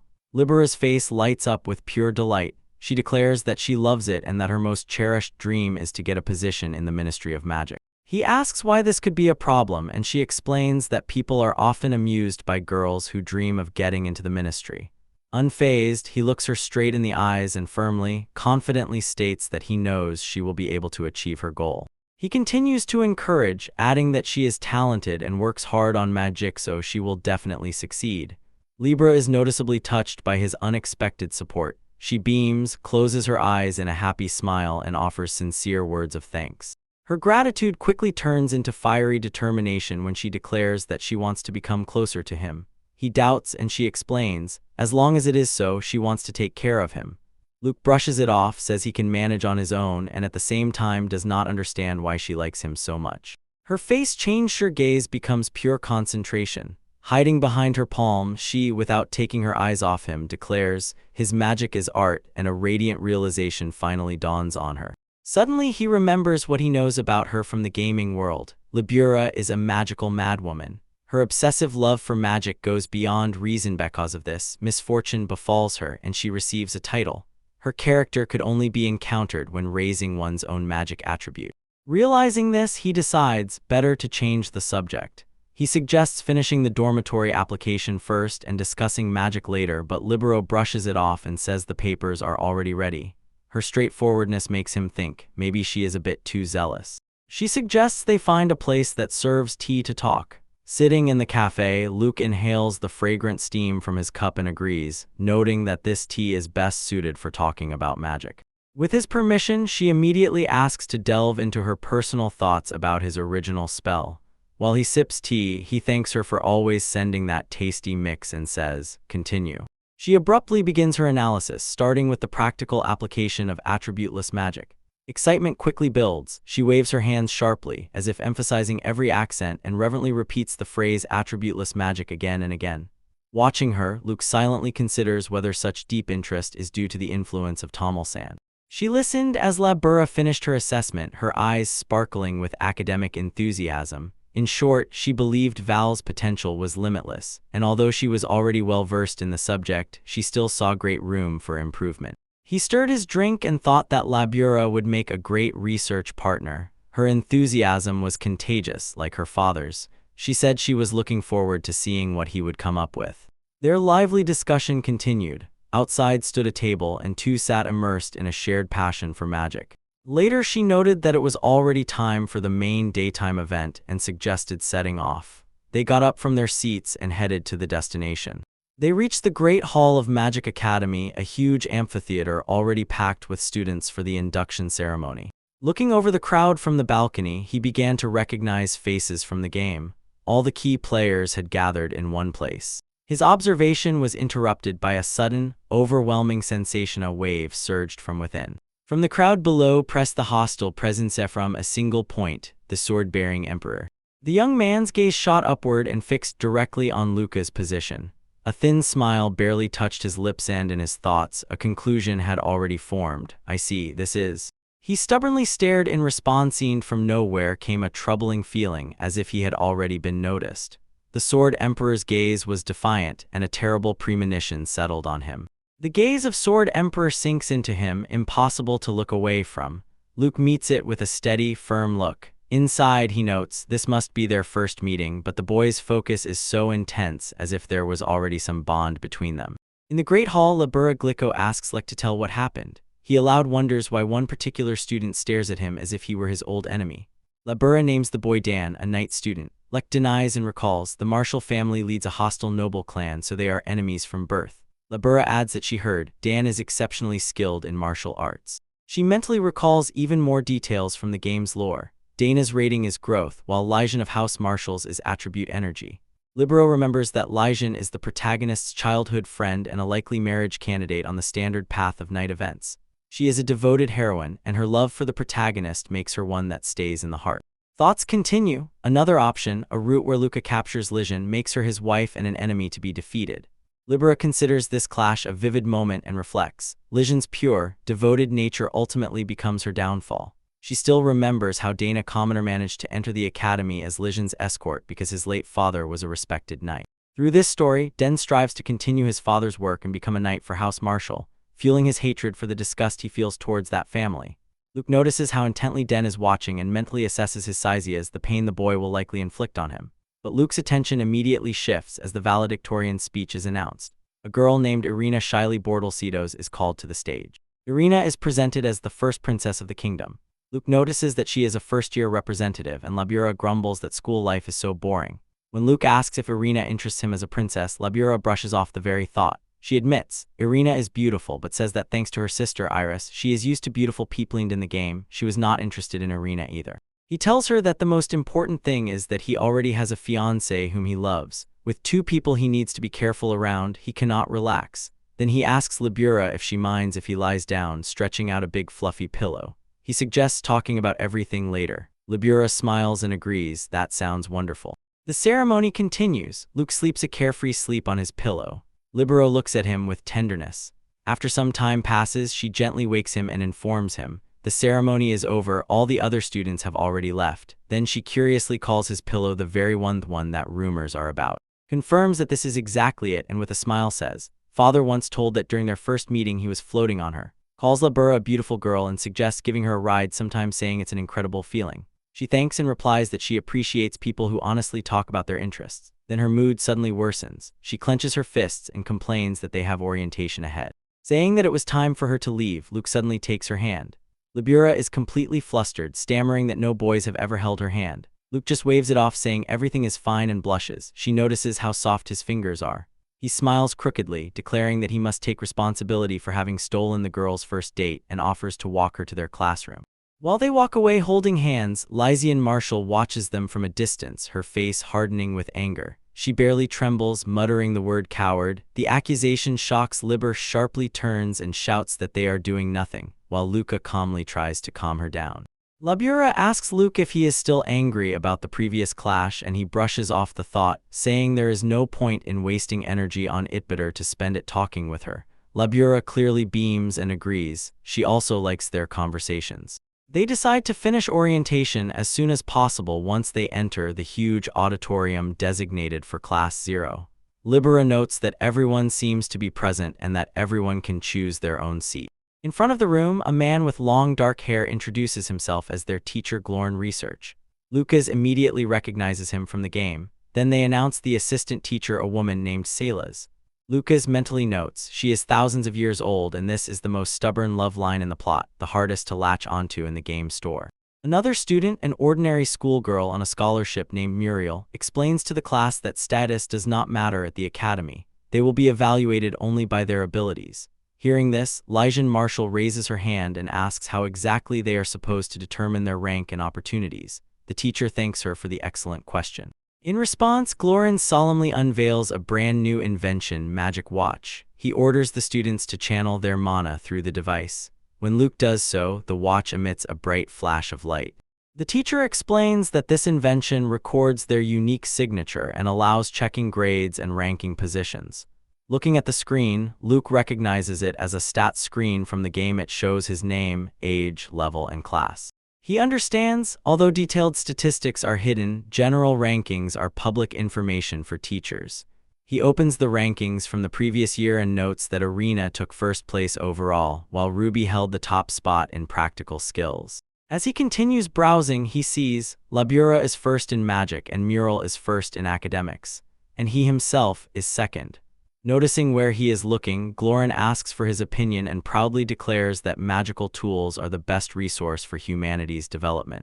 Luke turns to ask Liba about the grades, but she looks distracted. She calls their teacher a magical maniac and mutters that he still doesn't understand they are alike. The classroom is bustling and Silas steps forward and announces, "The time for cool is over now." She will explain academy life. She addresses the students and says their growth is their own responsibility and ranks are not just for show. She sternly warns if grades fall, they will be mercilessly demoted to a lower class. But at the end, she adds, there is one exception. She reveals the sole exception, Sword Emperor Cup. An additional teacher explains, even if a student's magical and academic grades are low, a strong performance in this prestigious tournament will allow them to remain in the upper classes. This is the Academy's main event every year, and it attracts attention from all over the world. She details the rewards for victory, becoming an honorary knight and rising in rank to nobility, a status with huge privileges. At the school surrounding the cup, training duels called rank competitions are allowed. She summarizes the rules of these fights. Luke listens and immediately recognizes the system. Lower-ranked students can challenge higher-ranked ones, and those challenged have no right to refuse. The winner takes the opponent's rank and moves to the corresponding class, but the loser cannot challenge the same person again for 6 months, and after 5 losses to the same opponent, they are completely forbidden from challenging them further. He fully understands. These rules are set exactly as in the game to force him to face the villain and Dan, the main hero, one-on-one. Luke's assigned role is to become the first to be defeated in a ranked battle, an event necessary to cement their fated clash. While Luke contemplates, Dan again confirms his goal to win the cup and become an honorary knight. Dan's determination is unwavering. He raises his hand and asks when the ranked battles can start. Silas replies they can start as soon as they register on their watches. Without hesitation, Dan declares he wants to challenge right now. He rises from his seat, points across the hall, and roars the challenge. Luke Higelo feels disgusted. Fight me. The challenge instantly flashes on Luke's watch. The duel officially begins. Sitting in place, the game's main character watches carefully and recognizes this is a training fight. Luke looks at his opponent and grimly accepts his role, understanding this is the first task given by the reclusive sinister noble.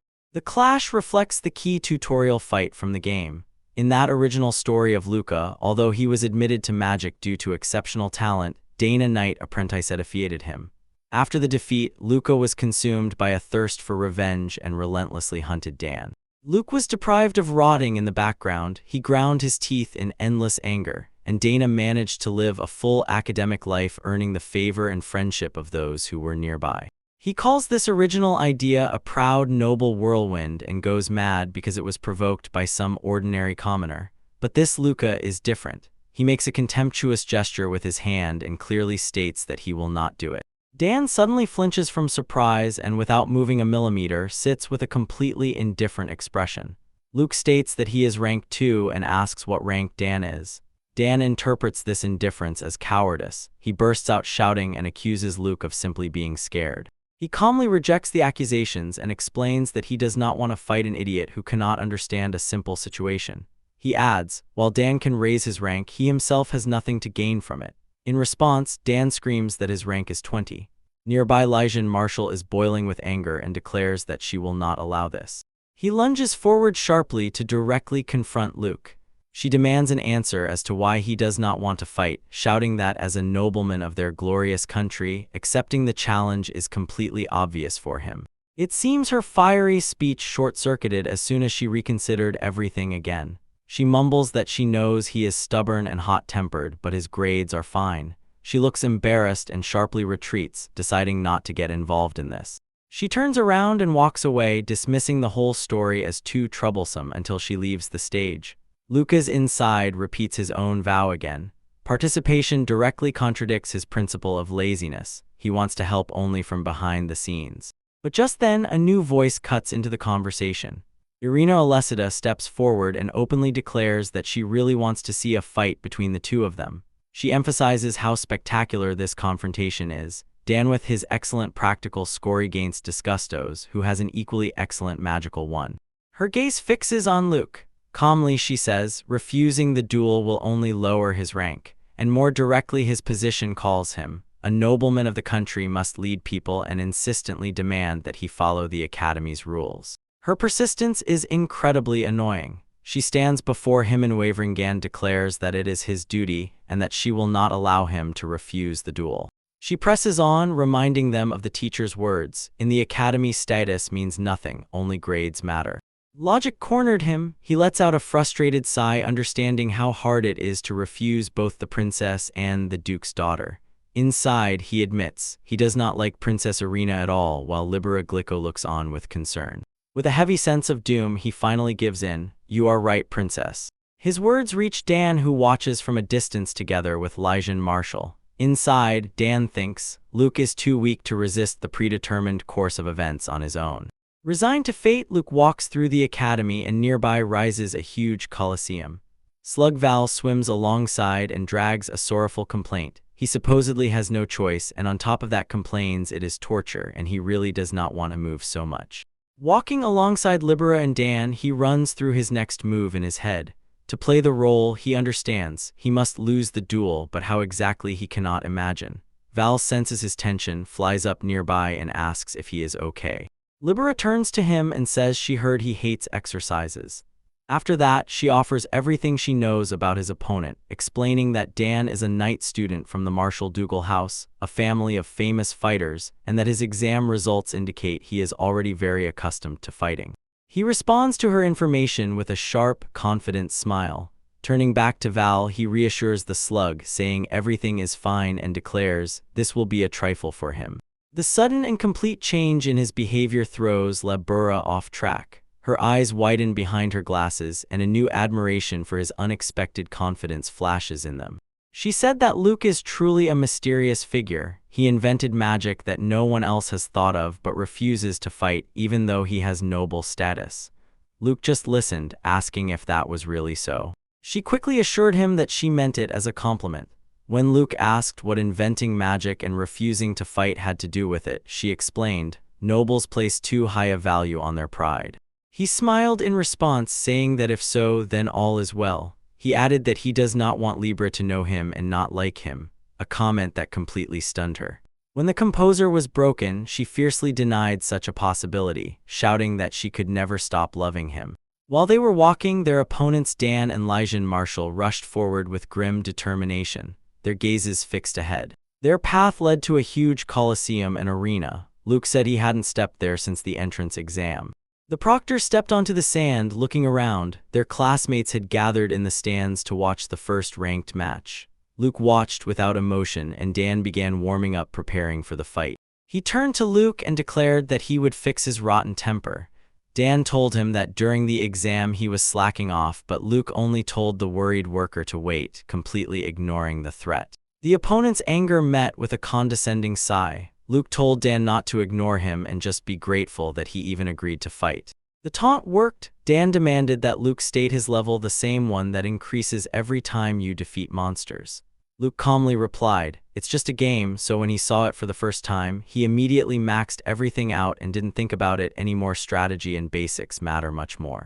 Calmly looking at his opponent Dan, he could only stare in confusion. When Luke explained that his level was only 1, Dan's eyes widened in disbelief. His disbelief quickly washed away with anger. Clenching his fist, he roared that Luke was even worse than he imagined, and how can a nobleman never fight a monster?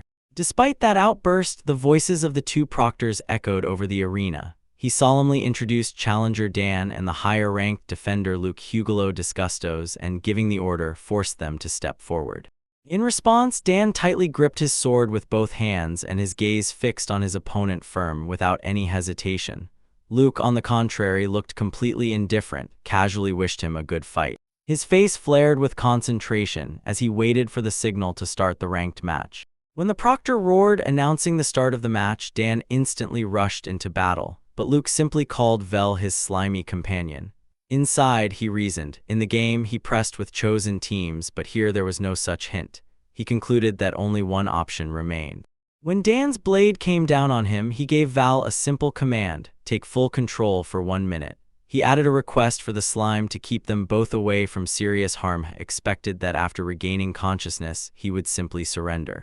The slimy mass instantly melted a moment ago and turned into a blade that deflected Dan's strike with a sharp clang.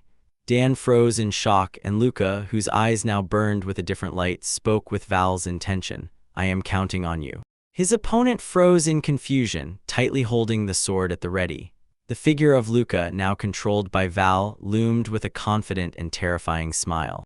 In a moment, Luke blinked, groaning, coming to his senses.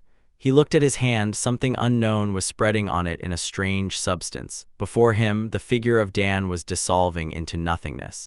The duel, from which he had just regained consciousness, began with a strange, disarming touch. While swords clashed below, the body of Luke Disgustos, controlled by someone else, simply reached out and placed a palm on Dan's forehead.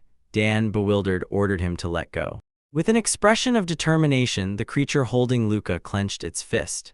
Somewhere far away, a duel was ongoing. The clanging of steel echoed through the arena. Dan was sweating all the time meanwhile, and his thoughts raced one after another. He noticed that, as he was ordered, the opponent was not seriously injured. Dan was sure, whatever happened, Luca would eventually use his secret attributive magic, and that would make it so Dan could not lose this fixed match. But his opponent had other plans. He lunged forward and chopped. "Enough, let's just finish this." He moved with unnatural speed, touched Dan's forehead again, and gave a single command: "Sleep." Dan tried to counterattack, tensing his muscles and activating the boost ability, but it was already too late. The boy's thoughts were cold and analytical. He immediately recognized Dan's magic, the attribute magic boost, and understood this was a fraudulent bonus that wildly accelerates his strengthening magic. However, the boy also saw that due to Dan's inexperience, it currently does not work very effectively.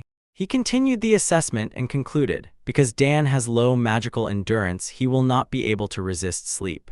A strange thought flashed through his mind. Even if he did not fulfill his Ralito Luzeha, would still feel bad when the villain wins. And fought the creeping magic. The body refused to obey. He realized he needed to find a way to outsmart them and somehow save the situation while the crowd was still watching. His desperate struggle did not go unnoticed by the spectators. Legion Marshal screamed in alarm and asked what was happening. Proctor froze in shock when a huge white ball burst out of Luke like a whirlwind. It covered Dan and tossed him into the air. Proctor's voice cut through the stunned silence of the arena and declared Luke the winner. He begged him to stop, just to free Dan from his jelly-like prison. Proctor's statement hangs in the air as Dan's body thuds dully against the stone floor. Legion Marshal looks on in complete shock, eyes wide open, and she breaks down and calls his name. Her shock quickly flares into rage. She kneels beside her fallen comrade, wildly looks up at Luke and screams, calling him scum. She demands to know where his noble pride is, accusing him of slandering the winner when Dan was already unconscious. He does not lose his composure at her outburst. With a cold, steady gaze, he says, at first he did not want to fight at all. Dan pushed everything himself, so he concludes Dan must have been ready for such a result. Then his gaze rises from Dan and Lijun, glides over the silent spectators in the stands. He addresses everyone and declares, now he will accept any challenge for ranked duels. The audacious challenge throws Lijun off balance for a moment. He just freezes. Then he raises his hand to his forehead and theatrically shows fatigue. As if to say, since he is already exhausted, this is a great opportunity for anyone who dares to challenge him. He scans the crowd with his gaze and asks if there is anyone who will take the deal. Silence the only answer. Without waiting for someone to step forward, he smiles crookedly. While he has their attention, he will teach them all an important lesson. From his seat, Libera Glyco watches the scene with a focused, serious expression. He begins the lesson and says he respects the intelligent and those who devote themselves to the search for magic.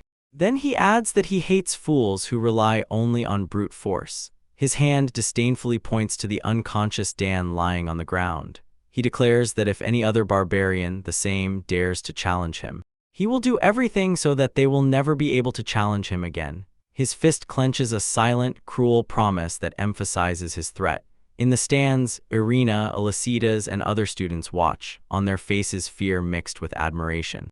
Luke grimaced disgustedly, despising those who stood over his defeated opponents Dan and Lijun. He thinks, now his villainous fame will definitely spread throughout the class, and although he would like no one else to challenge him, he accepts that such injustice is simply the way the world works. His thoughts are cut off by Lijun Marshall. She clenches her fist in anger. She swears to defeat Dan and orders him to remember her words. When she storms away, Luke, standing next to Liberglico, quietly asks what that was and wonders if he should have kept his thoughts to himself. Dan rushes headlong to the stone floor. The wall Lipan suddenly moves forward to catch him and soften the fall. Luke covers his mouth and scolds himself for his own laziness and for not intervening earlier. Dan addresses the fallen Dan and says that learning magic is a waste of effort if a person can be knocked down so easily by a movement. Luke states, any further explanations will achieve nothing, dismisses Dan as a fool who only understands his own rightness, and concludes that he has already said enough. Liber agrees with him, asks if he is ready to move on. He remains silent, his face becoming gloomy and detached. Thoughts are interrupted by the appearance of Princess Irina Elicitas. She addresses him, confirming that it is indeed Luke, her classmate. He acknowledges his identity and asks what she wants from him. She notes that he is the only one who looks at her with such an expression. Inside, she notes, the compatibility between them is hopeless because, as a commoner, he will never understand her. Then she recalls how her older brother, Testa, told her about him and concludes that they study in the same class. Her facial expression softens slightly as she formally acknowledges that he is from the Disgustos family. She thanks him for the wonderful fight he showed. She, without finishing her sentence, turns and walks away, saying that this is all she came for. As she leaves, Libera asks what that was. Luke lowers his gaze, a single tear falls, and he quietly whispers, he cannot be forgiven. Burak smiles widely, tells him not to worry about everything he is saying there, then cheerfully adds that their first day at school was definitely exhausting. He found Karen on the balcony from where the mansion is visible at night and asked what she was doing there. He offered her to rest a little. She turned to him and beamed a smile. The table nearby was cleared of food. She admitted that the food was incredibly delicious, that it had been so long since she tasted his dishes, and that she was full. Then she added that she is glad about how he feels and that she gave her all in preparing for him. Tracy surprised him with her words. She continued, her kitchen is the best thing that gives him energy, and jokingly warned him not to praise her too much or else she might get carried away. He smiled and assured her everything is fine if she does so, considering her many successful business projects. She gave him all the credit for it, but he modestly corrected her, saying he only gave a little advice. She stared at him with wide-open eyes and insisted that his support was the very foundation of the success of the Caribbean house. She questioned whether he was merely trying to praise her, and his modesty became almost problematic. He simply replied that it suited him, explaining, as long as the fortunes for House Caribbean grow, he too will have something to multiply. She laughed, saying that only nobles could say such a thing. Her playful manner suddenly changed. She took his hand and asked if he was serious. He confirmed that he was. Their intertwined hands became a reminder of so many conversations they had experienced over the years.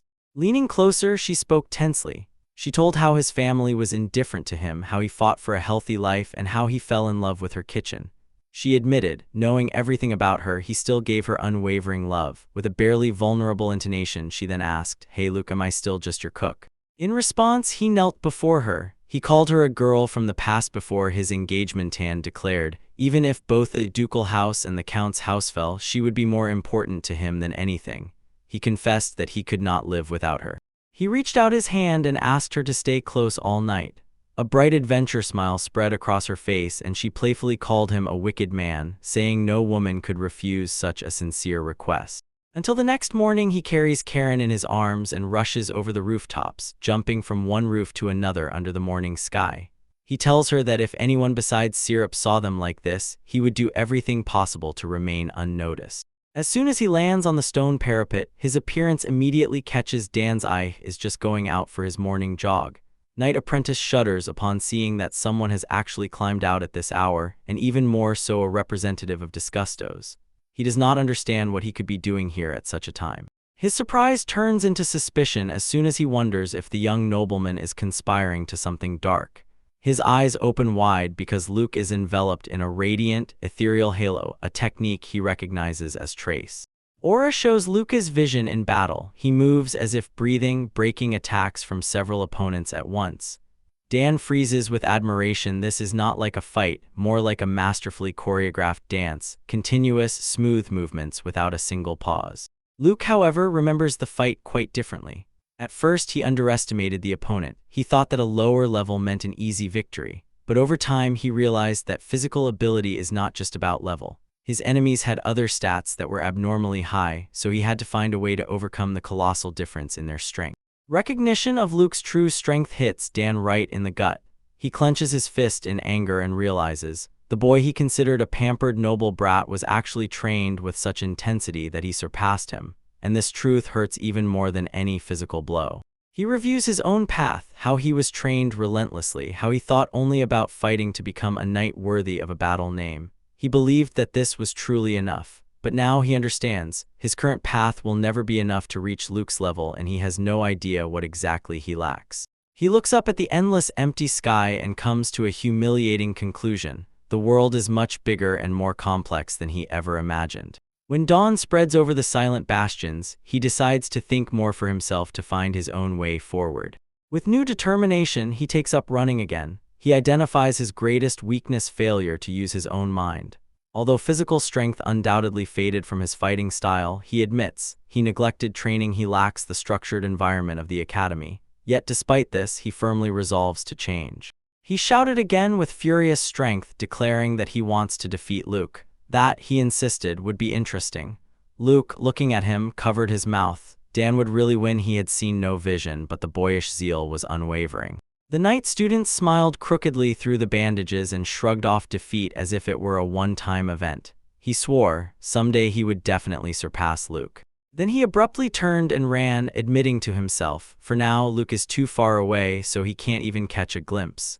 When Dan left, Luke stood alone. Warm, healing light poured from his chest. Later, at the academy in the grand dining hall, Luke and Labura prepared for breakfast. Iris was already sitting, sipping honey tea in the morning. She greeted them both warmly. She snapped at Luke, saying he needed to eat properly. Meanwhile, as she took another sip of tea, she pondered a strange contradiction: his carefree attitude despite low blood pressure. Standing before her, Iris continued. Admission to the academy revealed a new facet in her older sister. It turned out she had become attentive. Her gentle posture and the way she spoke with representatives of the high nobility were so praised that some even called her Devon. At the freshman introduction party, she was the center of attention. Luke remembered this event. He also gave a speech as a representative of the freshmen, but rumors about his connection to the royal faction spread so quickly that he lost interest in what was happening. Labura suddenly interrupted the conversation, apologized to Irisama, and noted that her sister drinks way too much. Luke froze in surprise upon hearing this news. After that, Labura enthusiastically suggested developing a supplement that helps with low blood pressure. While they were talking, a stern-looking student passed by them. His appearance reminded Luca. His first battle at the academy had already become a widely known sensational incident. This event clearly delineated the political boundaries within the student environment. The royalist faction, to which Luke now belonged, aroused envy and hostility. In contrast, the aristocratic faction treated them with respect and awe. Meanwhile, the neutral faction and the commoners simply observed with curiosity, not knowing how to behave as the power dynamics unfolded. He leaned back in his chair relieved. The stunning effect of his duel had finally passed, and he felt it, at least for a while. At least now he would not be disturbed. Now he could finally focus on his studies. His thoughts focused on the academy's curriculum. He learned that classes are divided into two types: mandatory subjects with basic knowledge and electives in magic and practical skills. The first step is course registration. A wide smile stretched across his face. He thought, in the game, classes have their roles, they boost the characteristics that do not suit him here. Here he is free to create combinations from his favorite items as he wishes. He decided to completely avoid practical skills right away. Since he was already strong enough, he would focus only on magic. After all, he reasoned, deep knowledge of magic is a necessary condition to lead a life of leisure. It was then that Libra announced she had already made a decision. She chose to study magic and magical instruments, filling the rest with basic courses. When there were no more classes left for the day, she suggested they set off. Ascending the luxurious stairs, she happily suggested going into a separate training room, explaining that it is a private space where one can learn or practice magic and other skills. She further described the academy system. Access to places like the arena, classrooms, and training halls was restricted by class rank. But Class 0 had priority access to all of them, so its students had the best possible conditions. Walking down the long corridor, she added, student rankings were made public to ignite competition. With a focused look, she nodded at a row of doors and announcing this. The doors opened into a spacious, empty hall. Libera apologized for its vastness and promised to add something. In the center of the giant room, Karen C. Caribbean knelt on the floor. Suddenly, a powerful jolt burst from her. The stone floor beneath her knees shattered completely. Cracks spread in all directions and the ground shifted under colossal pressure. Her power vanished from the training hall, leaving behind a complete ruin. Trash hung in the air and the walls were scarred by the blow of her magic. After this destruction, Libera clapped her hands, solemnly announcing with a flourish that she had restored the expanded space. Luke froze, stunned. He asked if it was her first time with such magic. Libera confirmed eyes and added, since this is not the kind of spell found in books, for someone like her it is quite rare. She had only practiced magic at home. With a confident smile, Luke offered her a teacher's set of all the necessary items and she accepted it without hesitation. Then she waved her hand at the glowing formation on the floor and explained that it was a magic circle, though a rather common thing. She added that it was needed to stabilize magic and that one must undergo training to draw the diagrams correctly, otherwise the spell would not activate.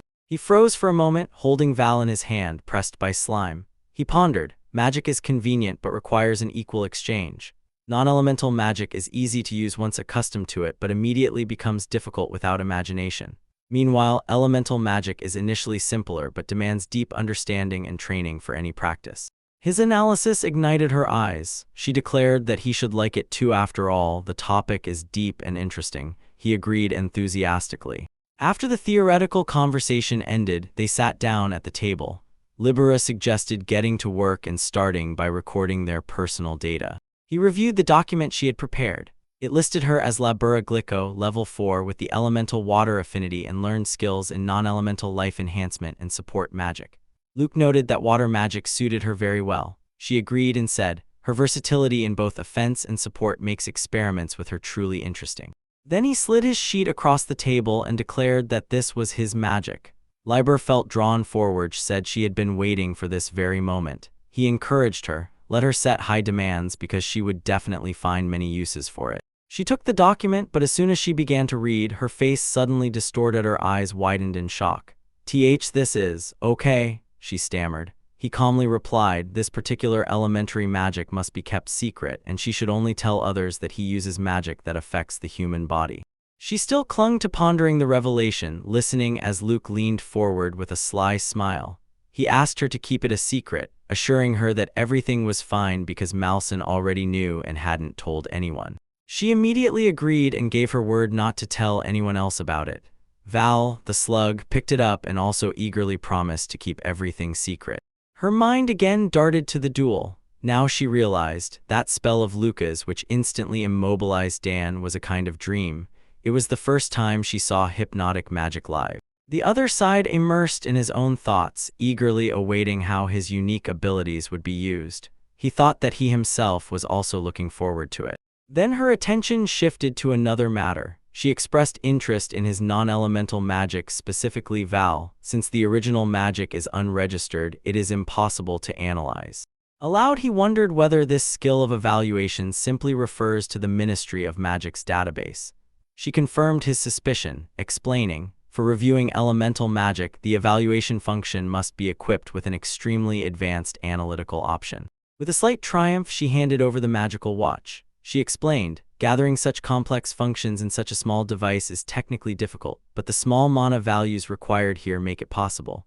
She added that the item is rare, and Luca's gaze flashed. He was already dreaming about what she was capable of in dungeon crawling and information gathering. In class, teacher Glorin Research announces the next extracurricular activity, a mandatory event for all freshmen, dungeon practice. Lysian Marshall listens, focused, while Luke inwardly grumbles, what a hassle. The teacher begins introducing the teams and their members. He announces that the leader of Team 1 is Princess Irina Alesitis. Her partners, the game protagonist and a dark-skinned examinee. Noticing this, Libera Glico involuntarily notes to herself, Lysian and the protagonist rarely separate. He continues the announcement and states that Lysian Marshall will lead Team 2. Lysian accepts this confidently. Her team is shown. There are Luke, Ruby, and another girl. After this, the teacher prepares to announce Team 3. Before he can continue, Libera Glico raises her hand and addresses him. She says that as Luca's companion, she wants to be on the same team. The teacher immediately refuses, explaining that the balance of classes between teams must be considered. He asks her to agree and do everything properly in her own team. Libera looks down, quietly resigning to the decision and noticing her disappointment. Luke turns to her with a gentle expression and says not to get hurt. As they prepare to part, Lysian watches from afar. Libera adjusts her glasses and replies to Lucas, saying that although she believes everything will be fine with him, he must not be careless. Students move to another room for team meetings. The teacher orders everyone to go to their groups and start working. In her assigned room, Lysian Marshall stands with her hands on her hips and boldly introduces herself as the team leader. Next to her, Luke, another participant, also calls himself Muriel, a scholarship holder who loves to study but honestly admits that she is not very good at fighting. Luke silently wonders if Lysian is really as scary as she seems. Then he introduces himself, Luke Gugolo Disgustos. After him, a girl with cat ears, Ruby, cheerfully introduces herself and adds that since she is an active traveler, the team can rely on her when it comes to dungeons. After the introductions, Muriel enthusiastically offers her services to the group. She asks if she can be their girl on call and immediately commits, ready to buy anything they need, whether bread or juice. While the newly formed team gets acquainted, Ruby sincerely rejoices, thanks Lucas and asks to be called Luca-sama. She even gives him a chance to pet her on the head. He accepts the invitation but internally struggles with the desire to pet the cat ears. Her offer takes on a frank tone. She winks and says that the three can do whatever they want. Luke is left speechless by her straightforwardness. Just then, an invisible voice outside growls at them. The voice belongs to a fierce listener who demands, "Listen carefully." She reprimands them for their behavior and asks what they are doing when they are supposed to discuss team dynamics. Her gaze slides toward Muriel, who silently indicates that she has been dragged into the reprimand. Luke, caught between them, mentally puzzles over how all this became so troublesome. After a moment, the group sits down, trying to take control of the meeting. Conclusions suggest that they need to take a break. Ruby supports this idea, but Muriel takes it in an unexpected direction, happily offering her knee as a pillow for anyone who wants to rest. Lysian shudders again at the frankness of his comrades and calls them unclean.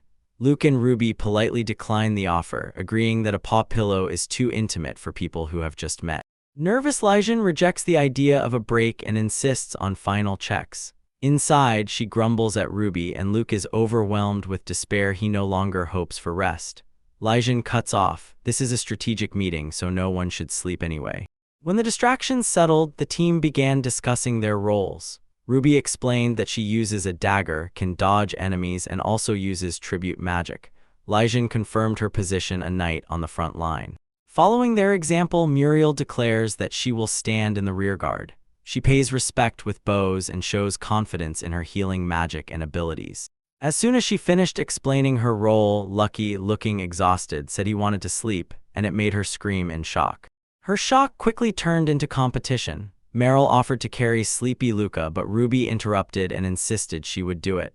Lijin's patience snapped. She exploded at them, stating that Luca was being dragged forward only because he was being coddled. Despite her outburst, the others calmly agreed to challenge the dungeon over the weekend. Ruby added that it was fine if Luke only moved when they were in a critical situation. With a heavy sigh of irritation, Lijin declared the meeting over for today. After Lijin let them go, Luke was left confused. He wondered why the two girls were so attached to him already during the first meeting, and pondered whether they were trying to appease him because of his ducal status. He concluded that dealing with the heroines would be difficult until their own problems were resolved first. He thought over the situation once more while Ruby and Muriel gently held onto him-selling merchandise with his likeness. He decided that this was even better than being hated. Then suddenly an unexpected thought struck him. Could he really be some kind of idol for? Meanwhile, somewhere in the Libera Glyco Academy, she noticed Luca's group. Calling him over, she told her companion Dan that Team 1 seemed to have already finished and asked if Luca had managed to get along with the new teammates. So she came right up to him, took him by the arm, and asked about the conversation. Luke, without looking aside, simply replied that there was no problem with that, so they needed to go.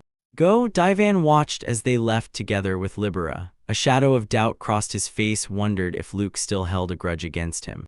On him, his gaze lingered for a long time on Lucas's back, which was moving away, and then he stubbornly decided the hero would continue to hate him. Seeing Luke walk away, Dan finally realized the unexpected. The protagonist's hostility had completely disappeared. He stood alone, and a strange feeling washed over him like a wave as he pondered the sudden change in Luca's behavior. Meanwhile, as soon as the weekend arrived, Luca and his company set off into the forest, making their way toward the Rank 2 Forest 2 dungeon. As they walked, Luca explained, this dungeon is located in the mountains behind the school. It was large, but in terms of rank quite low, 2 out of a maximum of 10. Students often hunted monsters inside, so their numbers were kept in check. Ruby explained the nature of the dungeons. These are large expanses of space hunted for resources. People enter to obtain magical stones for monsters they are used to power magical tools. Adventurers are sent to exterminate monsters, keeping the dungeon within a manageable area. This expedition was the result of a planning meeting where Lucas suddenly found himself at the center of attention. Merle and Ruby stood on the sides, sincerely asking if he was tired or wanted a drink, while Labura observed, clarifying if he needed anything else. Stunned, Lucas could only insist that he F. Damn it, he finally understood why Muriel had such a favorable opinion of him. However, when he found himself in the present inside the dungeon, he pointed and ordered, "Their fire and arrows." Muriel only replied. His understanding came after a conversation that took place a few days ago. Karen approached him and explained what Muriel had told her. She said that Muriel was very grateful to Lucas for once curing her younger brother of an illness. As he mulled over her words, Luke finally put the puzzle together. She was talking about a child from the orphanage. In his memories, the conversation stood next to the confused Muriel, just when Karen's. He said, Karen continued and explained, now that they were on the same team, Muriel wanted to somehow repay him. She even went so far as to ask Karen, Luca's fiancé, for permission. Luca, holding his cup of tea, froze in surprise and asked why Karen was telling him all this. Memory fades. In the present, Muriel confidently declares, "I defeated him." In his head, Karen's voice echoes. She notes Muriel's deep gratitude, and Muriel herself felt that thanks to Karen's intervention, she would finally be able to relax and act. Only one oily creature remains of the former threat. A moment later, Ruby returns carrying a bag. She declares that she has a magical stone and the monsters are easy to tame because they do not move. She cheerfully greets someone who is dozing. Luca's strategy was revealed. A wide area spell, search, and auto-sleep, and all the monsters around them were subdued. But this method is not to everyone's liking.